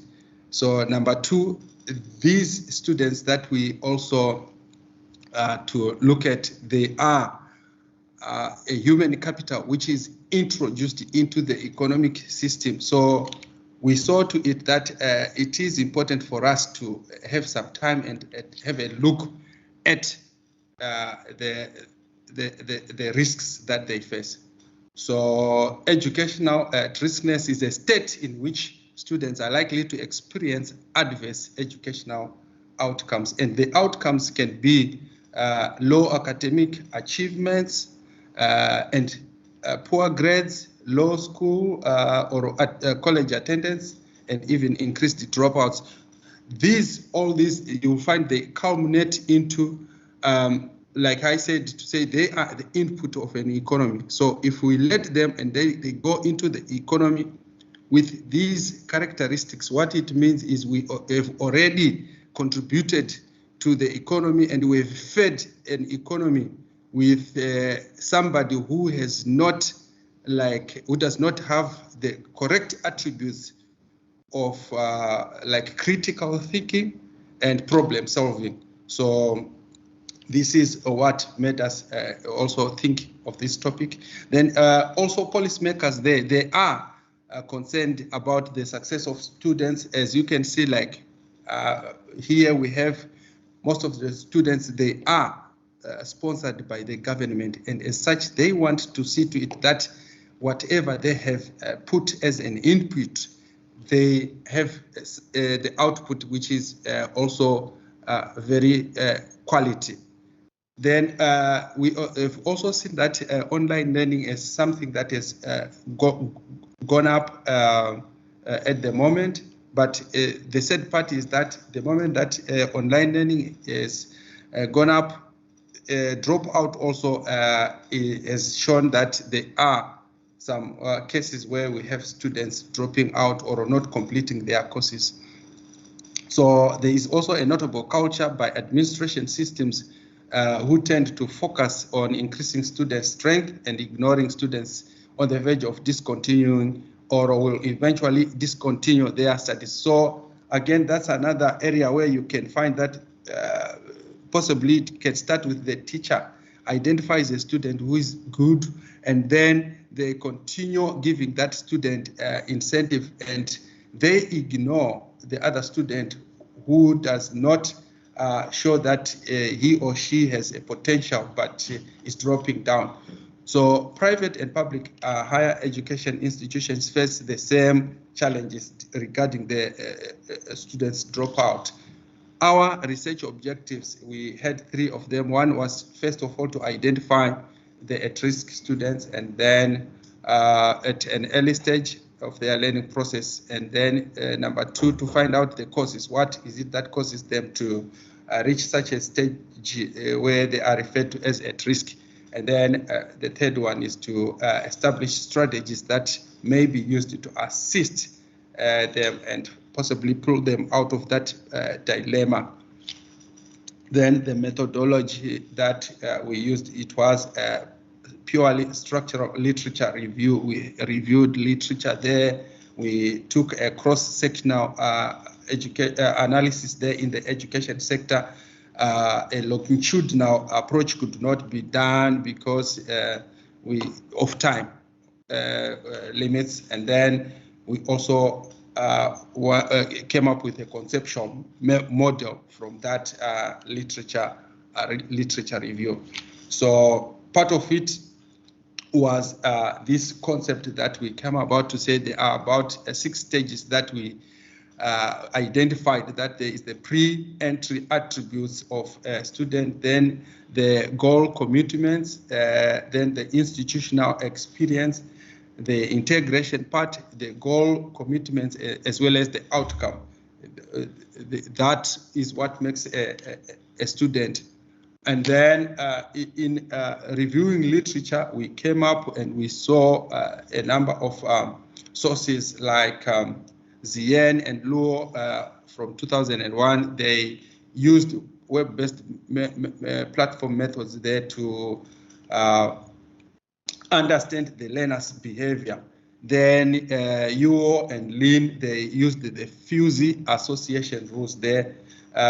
They were basically looking at time that was spent online and any posted material that would help students to see whether that helped or that assisted in making the student succeed or letting the student fail. Then Punch and Manet, again, web-based system there where student classification was used to predict their final grades.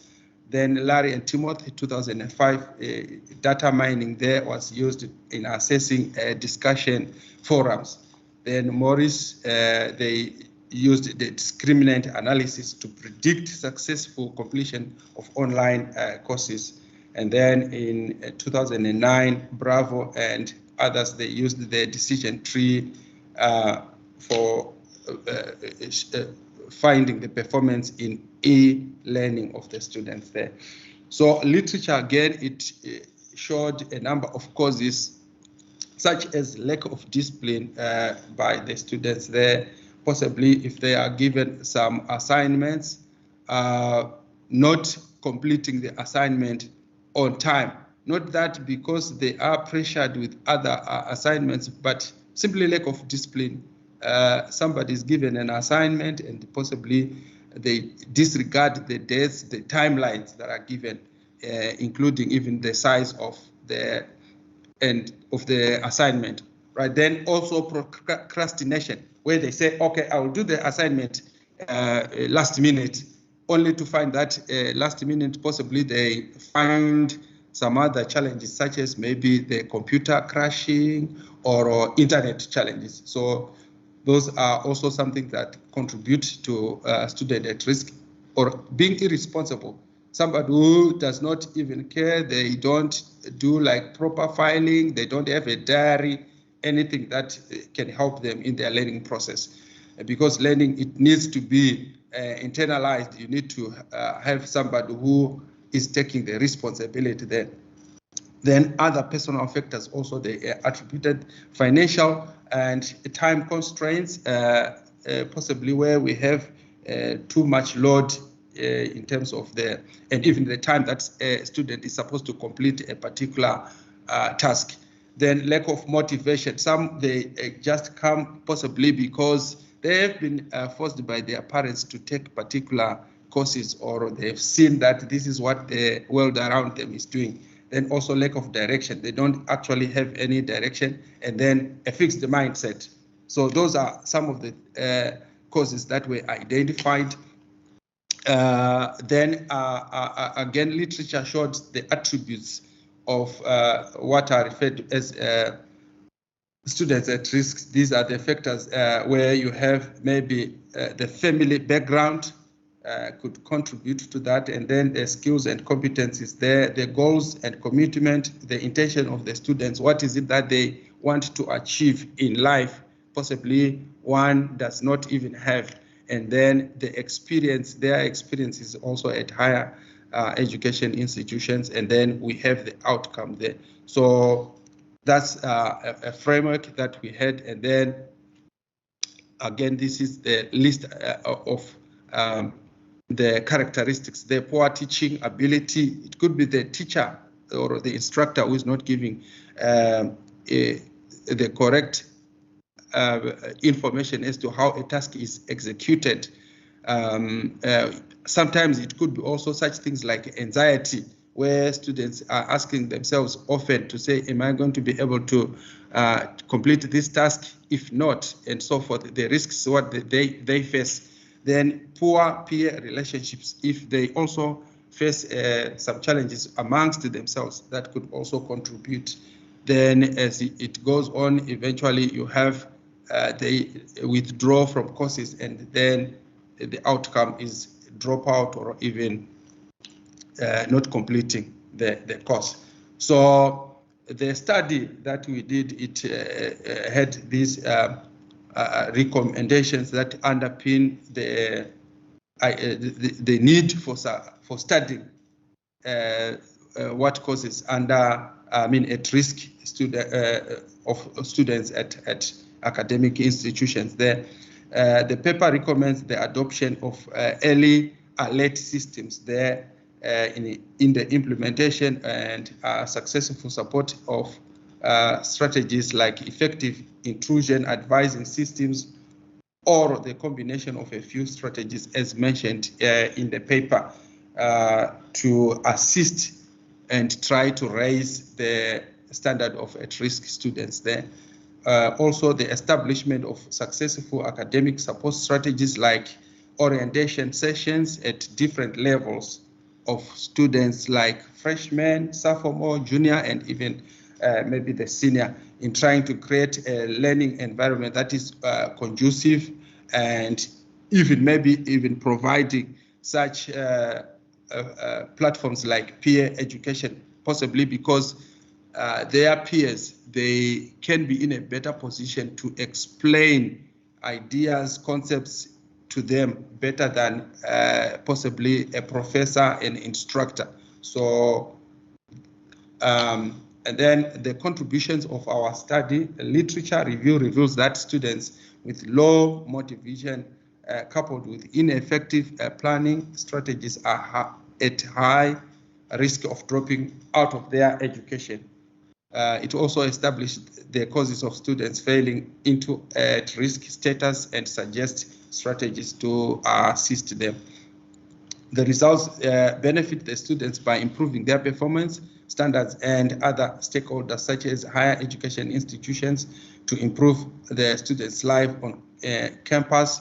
And you would find once institutions of higher education have done that, that also possibly raises even their levels in terms of recording, in terms of their performances there, as well as also their government, usually because that's the biggest stakeholder, because the government would want to see the growth of the economy through human capital. Then the study establishes a conducive learning environment by establishing a nexus between identifying at-risk students and designing an effective advising system. So advising, again, is one of the things that was seen in literature as something that helps to raise the level of at-risk students. The limitations of, and then a future research Mr. Benson, there. sorry. Good, 2 minutes. Okay, thank you. I'm about to finish. The study, which is based on the literature, identifies at-risk students and suggests measures to be adopted to promote them academically. The environment where the higher education institutions are located and the students' family background affect the implications of strategies adopted by raising their potential. For instance, you'd find that students have got different family backgrounds. That also possibly could be a limitation there. Then the recommended strategies may not have the same impact on all environments. Possibly, if you look at maybe the environment, say in colleges, could be different from environment in universities. Again, universities, some are state-owned, some are private. So those environments, they differ. Then, however, it is recommended for future studies to be conducted on research by analyzing even the primary data, because this was literature review. So we would also maybe say empirical data could be needed to at least have better findings. This is the list of our references that we used. Any questions? Any questions?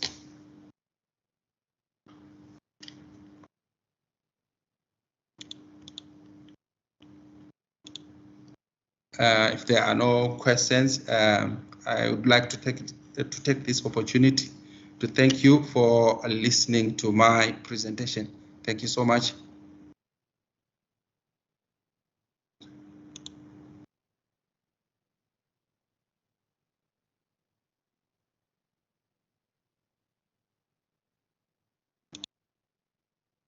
Ahmed, take the next one, please.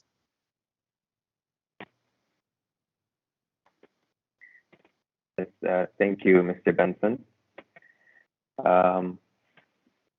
Now I would like to welcome Professor Nawab Khan to give some few remarks on the session. Dr. Nawab. moment, please. Amar, was it the last session, last paper? The last paper, the presenter isn't around, so that's why I moved to you. It will be done by Benson. Okay. One moment, please. Yeah. One moment, please.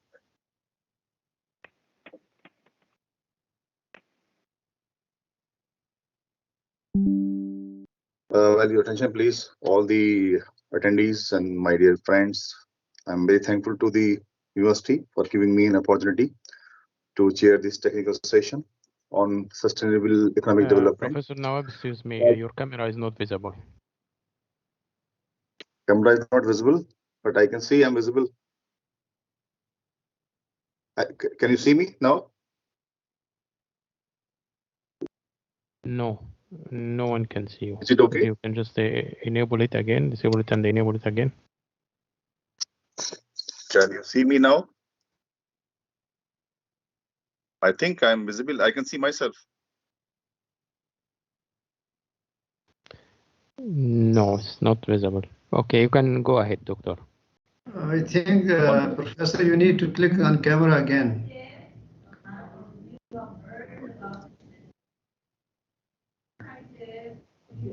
Camera. Yeah, you need to click it. I network also to ensure that I'm visible also. Anyhow, ladies and gentlemen, in fact, I'm very much thankful to the organizers for giving me an opportunity to join this conference and chair this technical session. In fact, the sustainable economic development, the theme of the session, is a national initiative built on local economies, unique assets to address their individual challenges and provide quantifiable real-world benefits. It is, in fact, a practical, implicable, toolkit that tailors strategies to work for local people, businesses, and institutions. We believe that emergence of a sustainable economy will lead to a significant challenges and changes in the local, regional, and state economic development strategies and practices. This shift represents a great opportunity for the cities and the regions that want to take advantage of it. Dear friends, sustainable economic development strategies generate substantial economic and employment growth and sustainable business and community development by demonstrating that innovation, efficiency, and conservation in the use and reuse of all natural and human resources are the best ways to increase jobs, incomes, productivity, and competitiveness.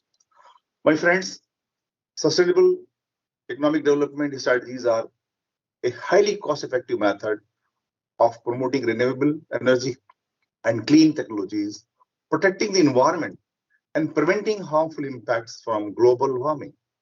By developing sustainable economic development strategies based on technological innovation and resource efficiency, its places can grow their economies, improve their standards of living, and expand businesses, jobs, and incomes. Building a long-term sustainable economic development strategy is a complex understanding. It requires strong and consistent leadership, bold vision, and the appropriate level of resources. But if done well, it can lay the foundation for a new and higher level of prosperity based on living off nature's income and simultaneously growing your community's stock of natural, social, human, and economic capital. Dear friends, in this session, total paper presented were 5. The first paper was presented by Sarah Al-Fari. She discussed very nicely the effects, the residents' perception on tourism impact. She made a case study of Oman, and she clearly gave the idea about the residents' perception on the tourism in Oman. Another paper was presented by Mugda Moini on a very important theme where she deliberated on all aspects of the transgenders in economic development of India via lens of SDGs in 2030s.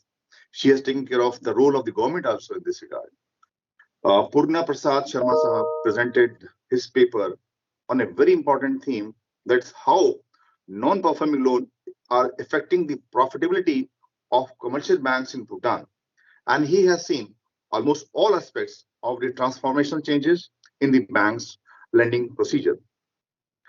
Mr. Shad Ahmad Khan presented implications of liquidity risk and credit risk on the bank's Bhutan's financial performance. Very nicely, he's presented, and he left everyone tongue-tied. A very nice presentation was by Mr. Bansan Rajiv, who spoke on a very important theme, which is concern for the accreditation purposes these days. When we visit the accreditation or the home institutions, we always go through this aspect. There's the identification of the at-risk students and higher education institutions, strategies for rising their potential. It was a conceptual approach, but even it was a very interesting presentation by Mr. Bansan. So in all, dear friends, there were 5 good presentations, and these presenters enlightened us about the theme. And I once again finally thank the organizers for giving me an opportunity to be a part of this session. Thank you very much. Mr. Ahmad, over to you now. Thank you very much, Professor Nawab. Thank you very much for the short speech. And now we'll be having a short break. Let's call it a lunch break. And we will resume at 2:45 for the second technical session on digital transformation and financial services. So we'll have a break until 2:45. Thank you very much. And see you guys all in about 50 minutes.